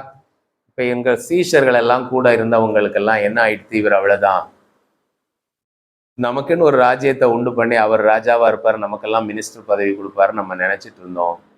அவர் போயிட்டார்ப்பா அப்படின்ட்டு பேதுரு என்ன சொல்றாரு? நான் மீன் பிடிக்க போறேன், யாரெல்லாம் வாரீங்க? இதுதான் வழி விலகி போறது. எல்லாத்தையும் விட்டுட்டு தானே அவரை பின்பற்றினீங்க 3 வருஷம். உங்கள் வழிகளை செவ்வைப்படுத்துங்கள்.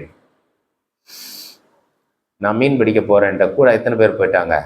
7 பேர் போயிட்டாங்க. பேதுருவும் 6 பேரும். அது 2வது வசனத்துல இருக்கு. 7 பேரா மீன் பிடிக்க போறாங்க. போய் முழுவதும் மீன் பிடிக்கிறாங்க, ஒன்றும் கிடைக்கல. அங்க யார் வந்து நிற்கிறா? இயேசு வந்து நிற்கிறார். விடியற் காலமான போது 4வது வசனம், இயேசு கரையிலே நின்றார்.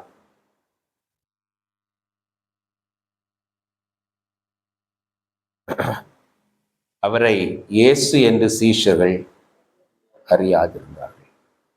ஏன்னா அவங்க முடிவு பண்ணிட்டாங்க, அவர் போயிட்டார். இனி நம்ம வழியை நம்ம பார்த்துக்க வேண்டியதான். நல்ல வேளை பழைய படகை வச்சிருந்தேன், நான் போறப்பா, நீங்க எல்லாம் வரீங்களா அப்படின்ட்டு போயிட்டார். நம்ம கூட பல நேரத்துல போதும், ஆண்டவரை பின்பற்றினதெல்லாம் கஷ்டம், இதுக்கு மேல் முடியாது, தாக்கு பிடிக்க முடியாது, நான் போறேன், யாரெல்லாம் வரீங்க? நம்ம கூட ஒரு கூட்டம் வரும். ஆனால் அங்கு இயேசு வந்து நிற்கிறார். நம்முடைய வழிகளை செவ்வைப்படுத்துகிறவர் கிறிஸ்து, மறந்து விடாதிருங்கள். அங்கு வந்து நிற்கிறார். அப்பொழுது அவர், நீங்கள் படவுக்கு வலது புறமாய் வலையை போடுங்கள், அப்பொழுது உங்களுக்கு அகப்படும் என்றார். அப்படியே அவர்கள் போட்டு திரளான மீன்கள் அகப்பட்டதினால் அதை இழுக்க மாட்டாதிருந்தார்கள். இப்போ வந்து நின்று, எங்கப்பா போனீங்க, என்னை விட்டு போனீங்களா, மீன் கிடைக்குதா உங்களுக்கு அப்படிலாம் ஆண்டவர் கேட்கல. அவங்க முயற்சி பண்றாங்க, வாழ்க்கையில உள்ள சூழ்நிலைகளை சமாளிப்பதற்காக. ஒருவேளை அவர்கள் தவறி விட்டார்கள் தான், அவர்கள் வேறு வழியில் போயிட்டாங்க. அங்கேயும் அவர்களுக்கு ஒரு வழியை காட்டுகிறார். வலது பக்கம் போடுங்க, மீன் வர வைக்கிறார். மீனை பிடிக்கிறாங்க, எல்லாம் கொண்டு வராங்க, இழுத்துட்டு வராங்க. எத்தனை மீன் பேதுரு பிடிச்சாரு? 153 மீனை பிடிச்சு இழுத்துட்டு வராரு. ஒரு வலை இல்லை, அவ்வளவு பொதுவா வராது போல, அது கிளியாம இருந்தது ஒரு அதிசயமா அங்க குறிப்பிடப்பட்டிருக்கிறது. ஆனா இதெல்லாம் மீனன் கொடுத்தாரு, பிடிக்க வச்சாரு. அவங்க வர்றதுக்கு முன்னே அவங்களுக்கு இங்க சாப்பாடெல்லாம் ரெடி பண்ணி வச்சுட்டாரு. அப்போ ரெடியாகுது, மீன் பொரிஞ்சிட்டு இருக்குது. சரி சரி, அந்த மீனெல்லாம் தூக்கி கடல்ல போட்டு வா, வந்து சாப்பிடு, நீ வந்துட்டா, இதெல்லாம் வேஸ்ட்டுப்பா அப்படியும் ஆண்டவர் சொல்லலை. நீ கொண்டு வந்ததுலேயும் கொஞ்சம் கொண்டு வான்றாரு இல்ல. 10வது வசனம் 9:10 வாசிக்கிறேன். அவர்கள் கரையிலே வந்து இறங்கின போது கரி நெருப்பு போட்டிருக்கிறதையும் அதின்மேல் மீன் வைத்திருக்கிறதையும் அப்பத்தையும் கண்டார்கள். இயேசு அவர்களை நோக்கி, நீங்கள் இப்பொழுது பிடித்த மீன்களில் சிலவற்றை கொண்டு வாருங்கள் என்றார். He recognizes your effort. நீ வேஸ்ட் அப்படின்னு நம்மளை சொல்ல மாட்டார். குதிரை யுத்த நாளுக்காக ஆயத்தம் பண்ணப்படுது, ஜெயமோ கர்த்தரால் வரும். நிறைய விசுவாசிகள் இந்த ஆயத்தத்தை விட்டுருவாங்க, எல்லாம் கடவுள் பார்த்துருவாங்க. இது உலகத்துல ஒரு பெரிய தவறு, கிறிஸ்தவ சமுதாயத்துல ஒரு பெரிய தவறு. நம்ம முயற்சி செய்வது மிகவும் மிகவும் அவசியம். ஆனால் அதில் வெற்றியை தருவது கர்த்தர் மாத்திரம். முயற்சி செய்கிறதுனால வந்துடாது. ஆனால் கர்த்தர் தருவார்னு நம்ம சும்மா இருக்கவும் கூடாது. சில இடத்துல நம்மால் முடியாமல் சும்மா தான் இருக்க முடியும், சூழ்நிலை ஆயிடும். அப்போ ஆண்டவர் பொறுப்பெடுப்பார், அது வேறு. ஆனால் அன்றாடகம் நீ கண்டிப்பாக உழைக்க வேண்டும். உனக்கு என்ன பலத்தை கர்த்தர் கொடுத்திருக்கிறாரோ அதற்குரிய முயற்சியை நீ நிச்சயம் செய்ய வேண்டும். சரி, இப்ப அவங்க கஷ்டப்பட்டாங்க, பட்ச அந்த மீனை நீ கொண்டு வா என்று சொல்லி அவர்களுக்கு எல்லாம் நல்ல அன்பின் விருந்து. அன்பின் விருந்துன்னா ஆண்டவர் கொடுக்கறதும் வருது, நம்ம கொண்டு போறதும் அங்க பயன் பெறுகிறது. நம்முடைய கிரியைகளுக்கு நிச்சயம் பலன் உண்டு, மறந்து விடாதீர்கள். இப்ப வழியை செவ்வாய்ப்படுத்தி இதெல்லாம் சாப்பிட்டு முடிச்சோன்னா ஆண்டவர் பேதுருட்ட கேட்கிறாரு, நீ 153 மீன் பிடிச்ச, நாளைக்கு போ 300 மீன் தருவேன் அப்படின்னு ஆண்டவர் சொல்லல. நீ என்ன நேசிக்கிறியா? சாப்பிட்டாச்சுப்பா, நீ என்ன நேசிக்கிறியா? நேசிக்கிறேன். நேசிச்சா என்ன பண்ணணும்? என் ஆடுகளை மேய்ப்பாயாக. இப்ப இன்றைக்கு நம்முடைய வழிகளை செவ்வாய்ப்படுத்துகிறதற்கு ஆண்டவர் நம்மிடத்துல வந்து நிற்கிறார், நம்மை உற்று கவனிக்கிறார். நாம் ஒருவேளை பலவிதமான ஆசீர்வாதங்களை பெற்று இந்த உலகத்திலே வாழ்ந்து கொண்டிருக்கலாம். ஆனால் இவை எல்லாவற்றோடு உன் வாழ்க்கை நின்று விடுவதில்லை. நீ அவருடைய ராஜ்யத்தை கட்டுகிற பணியிலே என்ன செய்கிறாய் என்பது மிகவும் மிகவும் அவசியம். நம்ம என்ன வேலை வேணாலும் செஞ்சிட்டு இருக்கலாம், ஆனால் நம்முடைய தனிப்பட்ட வாழ்க்கையிலே அவருடைய ராஜ்யம் கட்டப்படுகிறதா? கொஞ்சம் யோசித்து பாருங்கள். இது நம்முடைய வழியை செவ்வாய்ப்படுத்துவதற்கு ஒரு இல்லஸ்ட்ரேஷன், ஒரு எக்ஸாம்பிள் நான் உங்களுக்கு காட்டினேன். எந்தெந்த இடத்துல நம்ம அவரை விட்டு விட்டு சென்றாலும் அவர் வந்து நம்ம வேலை செய்கிற இடத்துல வந்து நிற்கிறார். நம்ம அங்க வந்து போராடி கொண்டு இருக்கிறோமா, நமக்கு ஒரு வழியை காட்டுவார். நாம் பிடிக்கிற மீன்கள் நம்முடைய கரத்தில் இருக்கிறவைகளையும் அவர் ஏற்றுக்கொள்ளுகிறார். அவர் ஏற்றுக்கொண்டபடியினால் உடனே நம்ம இதுதான் நம்முடைய வழின்னு அப்படியே திரும்ப போகக்கூடாது. அவர் என்ன சொல்றாரு, எல்லாம் சாப்பிட்டுட்டியா, நீ இது கொண்டு வந்தாலும் கொண்டு வரலைனாலும் நான் உனக்கு சாப்பாடு தரேன்.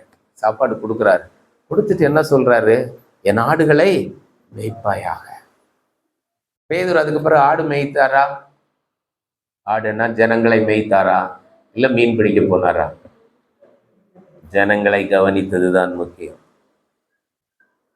ஆனால் அதற்கென்று ஊழியம் செய்யறேன் வேலை செய்யக்கூடாது. பவுல் என்ன செய்தார்? கூடார தொழிலை செய்து கொண்டே இருந்தார். ஒவ்வொருத்தருக்கும் ஒவ்வொரு விதமான அழைப்பு.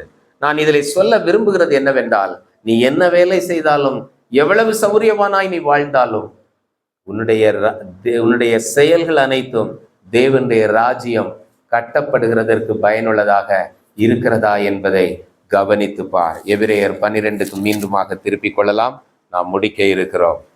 கடைசியாக இந்த பகுதியில 16வது வசனத்தை வாசிக்கிறேன். 14 யாவரோடும் சமாதானமாயிருங்கள், பரிசுத்தம் இல்லாமல் ஒருவனும் கர்த்தரை தரிசிக்க முடியாது. ஒருவனும் தேவனுடைய கிருபையை இழந்து போகாமல் இந்த கசப்பான வேர் உனக்குள்ளே எழும்பி பலரை தீட்டுப்படுத்தாத படிக்கும் என்று சொல்லிட்டு, ஒருவனும் வேசிக்கள்ளனாகவும் ஒருவேளை போஜனத்துக்காக தன் சேஷ்ட புத்திர பாகத்தை விற்று போட்ட ஏசாவை போல சீர்கெட்டவனாகவும் இராத படிக்கும் எச்சரிக்கையாயிருங்க. சீர்கெட்டவன், இதுதான் அதுல முக்கியம். சீர், நம்ம எல்லாம் என்ன விசுவாசிகள், நமக்குன்ட்டு ஆண்டவர் ஒரு வேல்யூ சிஸ்டம், ஒரு மதிப்பீடு நம்ம கையில கொடுத்திருக்கிறார். ஏசாவுக்கு அன்னைக்கு நடந்தது என்ன? பசியா இருந்தா உண்மைதான், களைத்து போனான். வேட்டைக்கு போய் ஒருவேளை ஒரு நாள் ஃபுல்லா சாப்பிடாம கூட வந்திருக்கலாம். அவனுடைய சரீரத்தில் அவன் மயக்கமடைந்து அவன் யாராவது கொஞ்சம் தரமாட்டாங்களா சாப்பிட்றதுக்குன்னு நினைத்ததெல்லாம் உண்மைதான். ஆனால் நீ அந்த பசியை ஆற்றுவதற்கு உன் சேஷ்டபுத்திர பாகத்தை கொடுத்தது தவறு. Value system is more important. அதுதான் சீர்கெட்டவன் என்று சொல்லப்பட்டிருக்கிறது. ஒரு கடையில போறோம், ஒரு பெரிய டிபார்ட்மெண்டல் ஸ்டோர், எல்லா பொருள்களும் இருக்குது. டிவி இருக்குது, வாஷிங் மிஷின் இருக்குது, பாத்திரங்கள் இருக்குது, ஸ்பூன் இருக்குது. ஸ்பூனுக்கு விலை 10 ரூபாய் போட்டிருக்காங்க. ஒரு வாஷிங் மிஷினுக்கு விலை 40,000 ரூபாய் போட்டிருக்கிறாங்க. இப்போ ஒருத்தர் வந்து அந்த கடையினுடைய உரிமையாளர் ஒரு கிறிஸ்தவர். அவர் இங்க இந்த பிசினஸ் எல்லாம் நல்லா பண்ணுவார். ஆனா வெளியில போய் அவருடைய வாழ்க்கையில பாத்தீங்கன்னா மதிப்பீடுகள் எல்லாம் தாறுமாறா இருக்கும். எதுக்கு முக்கியத்துவம் கொடுக்கணுமோ அதுக்கு முக்கியத்துவம் கொடுக்க மாட்டார். போய் சொல்லுவார், எல்லாமே பண்ணுவார். ஓய்வு நாள்ல ஆலயத்துக்கு வரணுமா, அதெல்லாம் முடியாது, பிசினஸ் தான் முக்கியம். ஆனா கிறிஸ்தவர் வருஷத்துல 3 நாள் கரெக்டா வந்துருவார். என்னைக்கெல்லாம்? Christmas, Easter. சரி. அப்ப அவருக்கு ஒரு நண்பர் இருந்தார். இந்த நண்பர் நல்ல ஒரு விசுவாசி. இவருக்கு எப்படியாவது ஒரு பாடம் புகட்டணும் அப்படின்னு நினைச்சார். போய் என்ன பண்ணார், ஒரு நாள் நைட்டோடு நைட்டா ஃப்ரெண்டு தானே, அவர்கிட்ட எப்படியோ கடைக்கு சாவியை வாங்கிட்டு போய் என்ன பண்ணார், ஸ்பூனுக்கு மேலே தூக்கி 50,000 ரூபாய் 40,000 ரூபாய் பில்லை இதை போட்டார், ப்ரைஸ் டேக்கை போட்டார். ஸ்பூனில் இருந்த 10 ரூபாவை எடுத்துகிட்டு போய் வாஷிங் மிஷினில் போட்டார். இப்படி எல்லாத்தையும் குழப்பி வச்சுட்டார். அடுத்த நாள் காலையில் வந்தால் மக்கள் எல்லாம் பொருள் வாங்க வராங்க. எல்லாரும் ஆளுக்கு 2 வாஷிங் மிஷின் எடுத்துகிட்டு வந்து 10 ரூபா கொடுக்குறதுக்கு ரெடியாக நிற்கிறாங்க. இவர் பார்க்குறாரு, எல்லாம் குழம்பி போச்சு, யார் இது பண்ணா? நான் இவர் பின்னாடி வந்து சிரிச்சுட்டு நிற்கிறாரு, ஃப்ரெண்டு, நான் தான் பண்ணேன். இது போல நம்முடைய வாழ்க்கை வேல்யூ சிஸ்டம் தாறுமாறாக பல நேரத்தில் காணப்படுகிறது. இதைத்தான் வசனம் சீர்கெட்டவன் என்று யாரை சொல்லுது? ஏசாவை. நான் வேட்டைக்கெல்லாம் போறதில்லப்பா, எனக்கு சேஷ்டபுத்திர பாகமும் கிடையாதுப்பா, எனக்கு யாரும் கூழ் கொடுக்கவும் இல்லைப்பா, எனக்கும் இந்த வசனத்துக்கு சம்பந்தம் இல்லைப்பா அப்படின்னு தயவு செய்து சொல்லாதுங்க. நம்ம பல நேரத்துல ஏசாவை போல் நம்ம எதற்கு முக்கியத்துவம் கொடுக்க வேண்டுமோ, இந்த வசனம் என்ன சொல்லுவதற்கு முன்னாடி, யாவரோடும் சமாதானமாயிருங்கள், பரிசுத்தமுள்ளவர்களாயும் இருங்கள். பரிசுத்தம் இல்லாமல் தேவனை தரிசிக்க முடியாது. உன் கிருபை, தேவனிடத்தில் கிருபையை இழந்து கசப்பான வேர் உனக்குள்ளே வளர விட்டுவிடாதே, அது அநேகரை தீட்டுப்படுத்தும். இப்படி நீ அனுமதித்தால் நீ யார் போல ஆகிற? ஏசாவை போல் சீர்கெட்டவனாய் இருக்கிறாய். தன் சேஷ்டபுத்திரம், ஒருவேளை கூழுக்காக தன் சேஷ்டபுத்திர பாகத்தை விற்று போட்ட அந்த நேரத்துல வந்த கோபம், அந்த நேரத்துல வந்த பெருமை, அந்த நேரத்துல வந்த எரிச்சல், பொறாமை, இவைகளுக்கு நீ உன்னை விற்று போடாதே, அழகாக சொல்லப்பட்டிருக்கிறது. இப்ப விசுவாச வாழ்க்கை நம்ம இப்ப ஓடிக்கிட்டே இருக்கோம். கடைசி ரவுண்ட்ல ஓடுறோம். லாஸ்ட் சர்க்கிள்ல உள்ள இருக்கிறவங்க ஓடுறவங்கள பார்த்து பொறாமப்பட்டு எரிச்சல் பட்டு கொண்டே இருக்காதுங்க. எனக்கு தான் கஷ்டம் வருது, எனக்கு தான் இந்த சவால் வருதுன்னு சொல்லாதுங்க. நீங்கள் செய்ய வேண்டியது இந்த காரியங்கள். நம்ம இன்னைக்கு பார்த்தோம்ல, முதலாவது எதை வெறுக்கணும்? பாவத்தை வெறுக்கணும். ரத்தம் சிந்துதற்கு எதுவாய் நீ இன்னும் பாவத்தை எதிர்த்து நிற்கவில்லை. 2வது, தேவன் உன்னை சிட்சிக்கும் பொழுது நீ அற்பமாய் எண்ணாத, சோர்ந்தும் போயிடாத. ஆண்டவரிடத்துல பேசு, ஆண்டவரிடத்துல நெருங்கி பேசு. அதுதான் உனக்கு புதிதும் ஜீவனுமான மார்க்கத்தை தேவன் ஏற்படுத்தினதற்கு நீ பெற்றுக்கொண்டிருக்கக்கூடிய ஆசீர்வாதம். வாக்குத்தத்தம் பண்ணப்பட்டதை நீ பெற்றிருக்கிறாய். அவர்களோ, பழைய ஏற்பாட்டு விசுவாசிகள் அல்லது பரிசுத்தவான்கள், அதை காண முடியவில்லை. நற்சாட்சியை மாத்திரம் பெற்றுக்கொண்டு சென்றார்கள். நீ உன் விசுவாசத்தின் பலனாகிய இந்த புதிதும் ஜீவனுமான மார்க்கத்தில் ஒவ்வொரு நாளும் அவரோடு பேசுவது, ஒவ்வொரு நாளும் அவரோடு தொடர்பு கொள்வது, ஒவ்வொரு நாளும் ஒவ்வொரு நிமிஷமும் குற்றமற்ற மனசாட்சியோடு வாழக்கூடிய ஆசீர்வாதத்தை பெற்றிருக்கிறாய். அதை நீ பயன்படுத்திக் கொள். உனக்கு விரோதமாய் யார் என்ன பேசினாலும் சமாதானத்தை நீ ஒருபோதும் இழந்து போகிறதற்கு இடம் கொடாது. சமாதானத்தை இழந்து போகிற சூழ்நிலைகள் வருமா? வரும். கிருபையை தேடு, அதற்கு கிருபையை தேடு. நம்ம தப்பு செஞ்சுக்கிட்டே கிருபைன்னு தேடிட்டே இருக்க வேண்டாம்.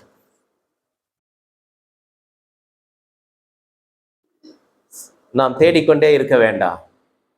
ஆண்டவர் நம்மோடு கூட இடைப்பட்டு கொண்டே இருக்கிறார். உன்னுடைய வழியை சுவைப்படுத்துகிறவர் அவர். நம்ம வழி மாறி போயிடுவோம்.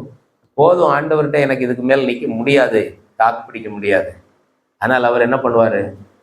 கடற்கரையில நின்னார். யாரெல்லாம் அங்க இருந்தாங்க கொஞ்சம் கவனிங்களா. அந்த 2வது வசனம் 21:2 பாத்தீங்கன்னா, அதுக்குள்ள ஒருத்தர் இருக்கிறாரு, பேதுரு இருக்கிறாரு. ஒருத்தர் வாசிங்க அந்த 2வது வசனத்தை.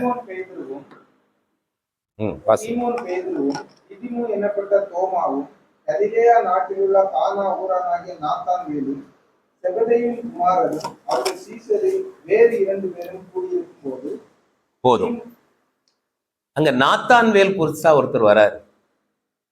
இந்த நாத்தான்வேலை பத்தி நான் அடிக்கடி உங்களுக்கு சொல்லியிருக்கேன் ஏற்கனவே. அவரை பத்தி ஆண்டவர் கொடுத்த சாட்சி, கபடற்ற உத்தம இஸ்ரவேலன். கபடம் அப்படின்னா என்னது?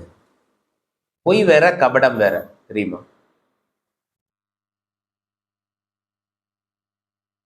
ஏன் அந்த பொய்ன்னு சொல்லல? எல்லாரும் கொஞ்சம் நல்லா கவனிங்க. இதை முதல்ல சொல்லணும்னு நினைச்சேன்.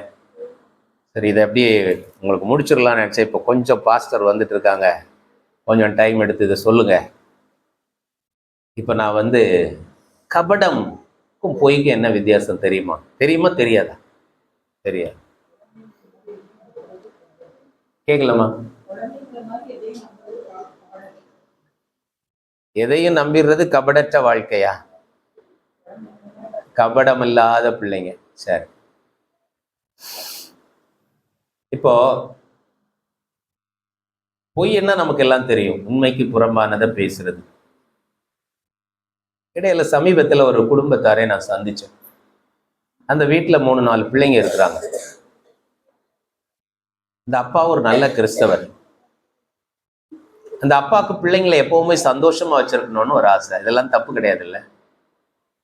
அவர் ஒரு வேலை செய்வார். என்ன பண்ணுவார்னா, அப்பப்போ ஒவ்வொரு பிள்ளைய கூப்பிட்டு போய் வெளியில போய் நல்ல ஏதாவது ஸ்வீட் ஸ்டால் அல்லது பேக்கரியில போய், எல்லா பிள்ளைங்களையும் கூப்பிட்டு போக மாட்டார். போய் அவரும் நல்ல ஸ்வீட்லாம் சாப்பிட்டு, பிள்ளைங்களுக்கு கூட யாரோ எந்த பிள்ளைய கூப்பிட்டு போடுறோ அந்த பிள்ளைங்க நல்ல ஸ்வீட்லாம் வாங்கி கொடுத்துட்டு ஹாப்பியாக வந்துடுவாங்க. ஆனால் வீட்டில் வந்தால் என்ன பண்ணக்கூடாது? யார்கிட்டையும் வாய் தரக்கூடாது, அம்மாட்டையும் சொல்லக்கூடாது.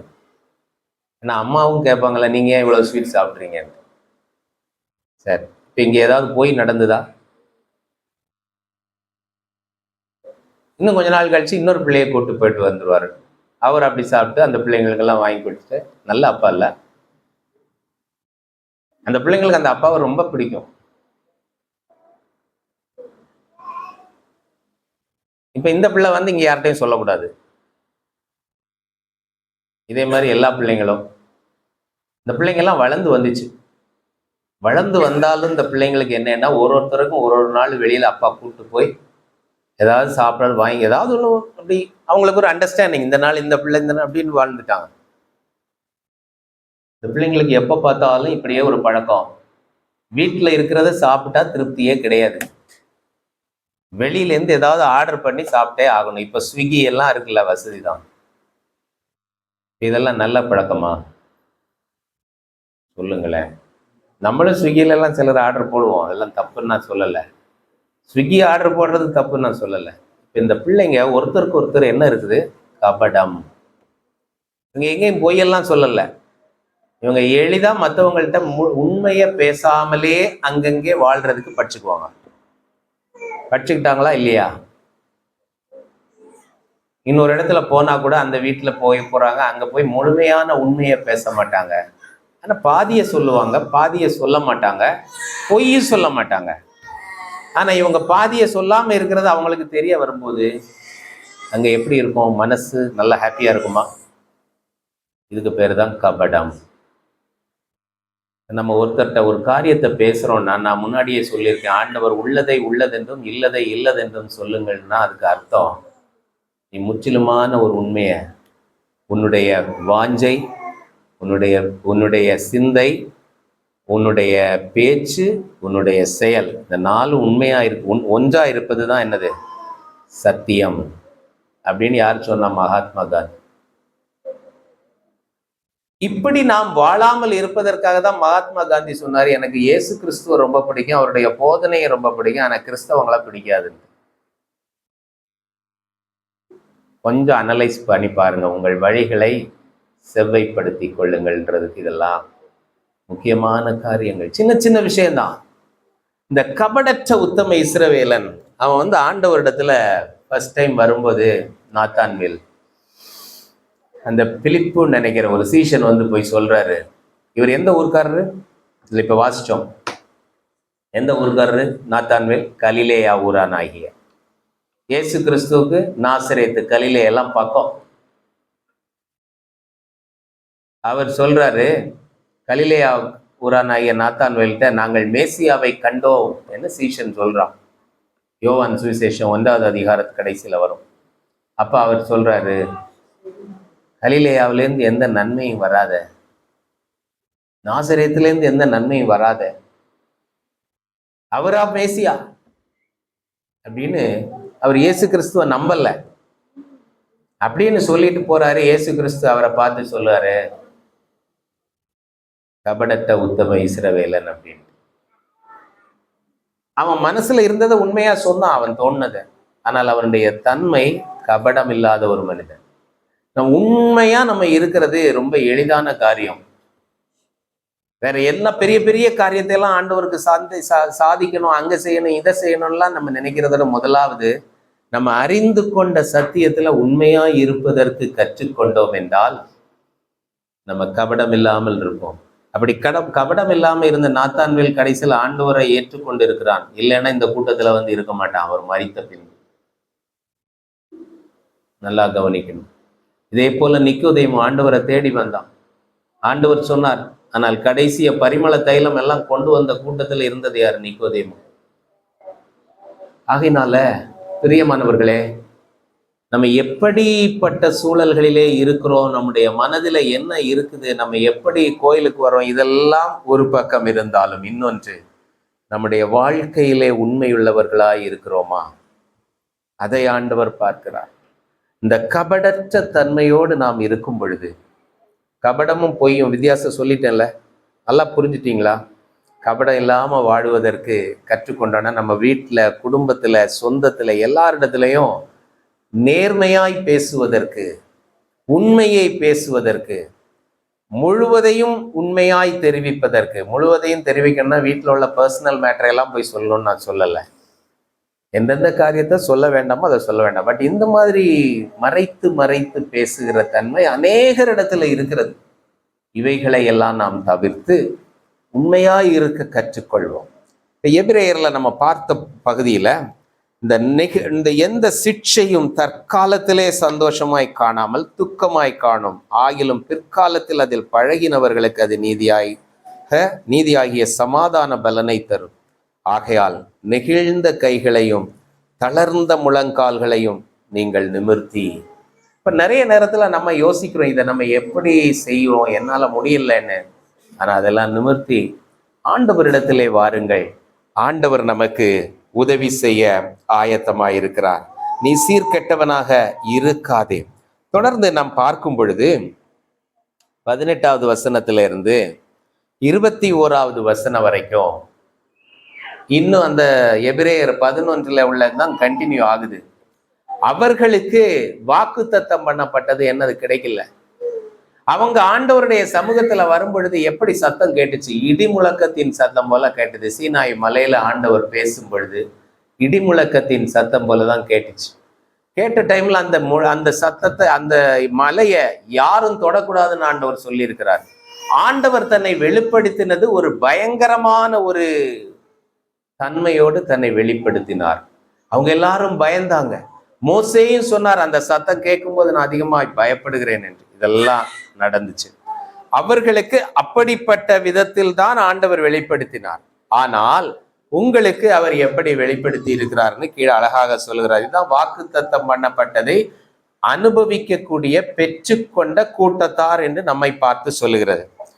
22வது வசனம், நீங்களோ சியோன் மலையினிடத்திற்கும் ஜீவனுள்ள தேவனுடைய நகரமாகிய பரம எருசலேமினிடத்திற்கும் 1000-10,000 தேவதூதர்களிடத்திற்கும் பரலோகத்தில் பேரெழுதி இருக்கிற முதற் பேரானவர்களின் சர்வ சங்கமாகிய சபையினிடத்திற்கும் யாவருக்கும் நியாயாதிபதியாகிய தேவனிடத்திற்கும் பூரணராக்கப்பட்ட நீதிமான்களுடைய ஆவிகளிடத்திற்கும் புது உடன்படிக்கையின் மத்தியஸ்தராகிய இயேசுவினிடத்திற்கும் ஆபேலினுடைய இரத்தம் பேசினதை பார்க்கிலும் நன்மையானவைகளை பேசுகிற இரத்தமாகிய தெளிக்கப்படும் இரத்தத்தினிடத்திற்கும் வந்து சேர்ந்தீர்கள். எனவே நம்முடைய நிலைப்பாடு அல்லது நமக்கு ஆண்டவர் கொடுத்திருக்கக்கூடிய இந்த புதிதும் ஜீவனுமாகிய மார்க்கத்துல நம்ம ஆண்டவரிடத்துல வந்து சேரும் பொழுது அங்க தெளிக்கப்படுகிற இரத்தம், அங்கே மத்தியஸ்தர், புது உடன்படிக்கையின் மத்தியஸ்தராகிய இயேசு கிறிஸ்து, இவர்கள் எல்லாம் நமக்கு பிரயோஜனமாய் நம்மை ஆசீர்வதிக்கிற ஒரு சூழ்நிலையை ஆண்டவர் நமக்கு கொடுத்திருக்கிறார். ஆகையினால நம்ம என்ன பண்ணணும்? இப்போ எபிரேயர் 12:1 எடுத்து பார்க்கலாம்.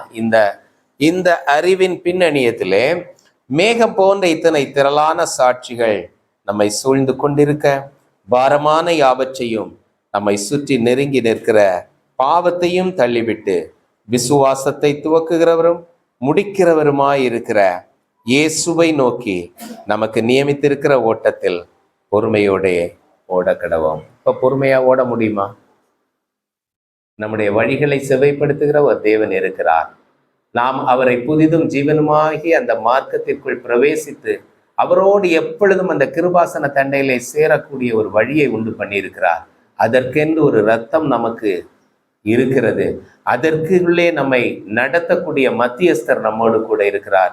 நாம் வழி விலகி சென்றாலும் நம்மை அரவணைத்து நம்மை ஆசீர்வதித்து நமக்கு அன்பின் விருந்தை கொடுத்து நம்மை மீண்டுமாய் பலப்படுத்தி மீண்டுமாய் தன்னுடைய ஊழியத்தை செய் என்று சொல்லக்கூடிய ஒரு பிரதான ஆசாரியர் நமக்கு இருக்கிறார். ஆகையினாலே பழைய ஏற்பாட்டு விசுவாசிகள் வாக்குத்தத்தம் பண்ணப்பட்டதை பெறாமல் கடந்து சென்றாலும் நாம் வாக்குத்தத்தம் பண்ணப்பட்டதை பெற்றிருக்கிறோம், அதை அனுபவிக்கிறோமா என்பதுதான் இன்றைய கேள்வி. கண்களை மூடி ஆண்டவரை நோக்கி பார்க்கலாம். பல நேரத்துல இப்படி நாம் அனுபவிக்க வேண்டும். எல்லாரும் எழுந்து நிற்கலாம்.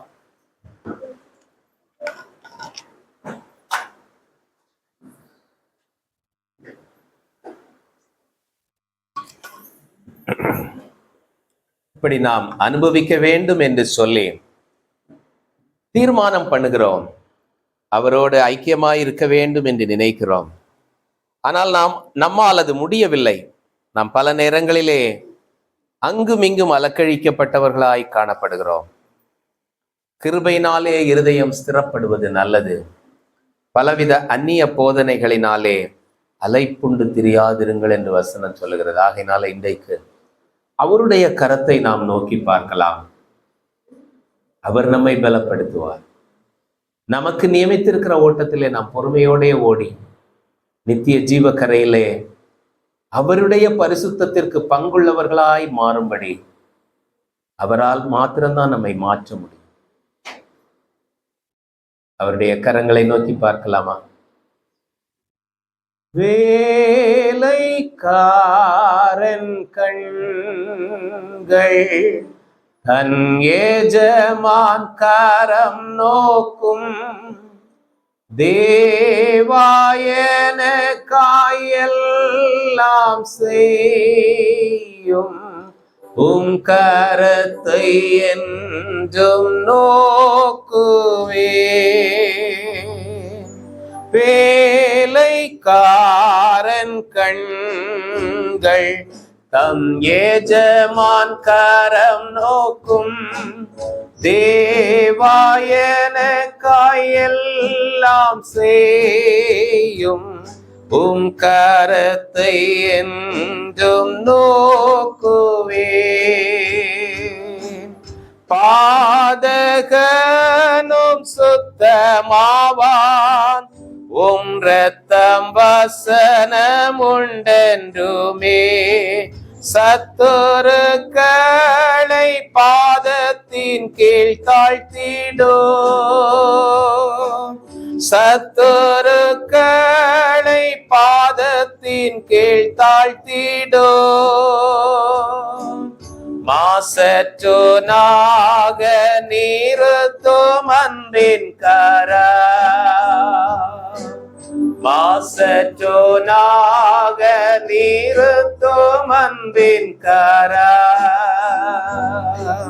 வேலைக்காரன் கண்கள் தன் எஜமான் கரம் நோக்கும், தேவாயனக்காயெல்லாம் செய்யும், கரத்தை என்றும் நோக்குவே. கடலுமாறும் தடையில்லை, ஆண்டவர் கரம் என்னோடிருந்தால், தடைகளை அகற்றும் நீர் முன்னே செல்ல, தடைகளை அகற்றும் நீர் முன்னே செல்ல ஜெய வீரனாய் நானும் பின் வருவேன். ஜெய வீரனாய் நானும் பின் வருவேன். வேலைக்காரன் கண்கள் தன் எஜமான் கரம் நோக்கும் தேவாயனக்காயெல்லாம் செய்யும் உம் கரத்தை என்றும் நோக்குவே. எங்களை நேசிக்கிற நல்ல ஆண்டவரே, இந்த அருமையான காலை வேளைக்காக உமக்கு நன்றி செலுத்துகிறோம் சுவாமி. ஆண்டவரே, நாங்கள் இந்த உலகத்துல உம்முடைய பிரசன்னமாகுதலை எதிர்நோக்கி வாழும்படி உம்முடைய கிருபை எங்களுக்கு போதிக்கிறது.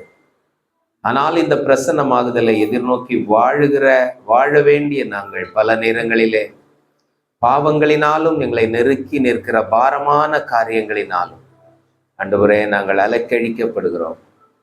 இவைகளை நாங்கள் எவ்வாறு கையாள வேண்டும் என்று எங்களுக்கு வசனம் திட்டமாய் போதிக்கிறது. இவைகளை உணர்ந்து கொள்ள ஒரு கபடற்ற ஒரு வாழ்க்கை நாங்கள் என்றைக்கும் வாழ்ந்திருக்க ஆண்டவரே, ஒவ்வொரு நாளும் உம்மிடத்திலே நாங்கள் வந்து ஐக்கியப்படத்தக்கதாய் புதிதும் ஜீவனமான மார்க்கத்தை எங்களுக்கு ஏற்படுத்தினீரே. உம்முடைய இரத்தம் இன்றைக்கும் எங்களுக்காக பரிந்து பேசுகிறதே. ஆபேலின் இரத்தத்தை போல அல்ல, நன்மையான வார்த்தைகளை எங்களுக்கு என்று பேசக்கூடிய இரத்தத்தை எங்களுக்காக சிந்தினீரே. இவைகளை எல்லாம் நாங்கள் ஒவ்வொரு நாளும் உணர்ந்து பார்த்து உம்மண்டையிலே நெருங்கி வர பரிசுத்தத்திற்கு மேல் பரிசுத்தமாக தேவன் தாமே எங்கள் ஒவ்வொருவருக்கும் கிருபை தாரும். உம்முடைய பிள்ளைகளை ஆசீர்வதியும் பலப்படுத்தும். தேவைகளோடு இருக்கிற பிள்ளைகள் ஆண்டவர், இன்றைக்கு தேவைகள் அவர்களை நெருக்கி நிற்கிற பாரமான காரியங்களாய் பல நேரங்களிலே நிற்கிறது. ஆனால் இவைகள் எல்லாவற்றையும் நீர் எங்களுக்கு ஆண்டவரை சந்திக்கிற தேவனாயிருக்கிறேன்.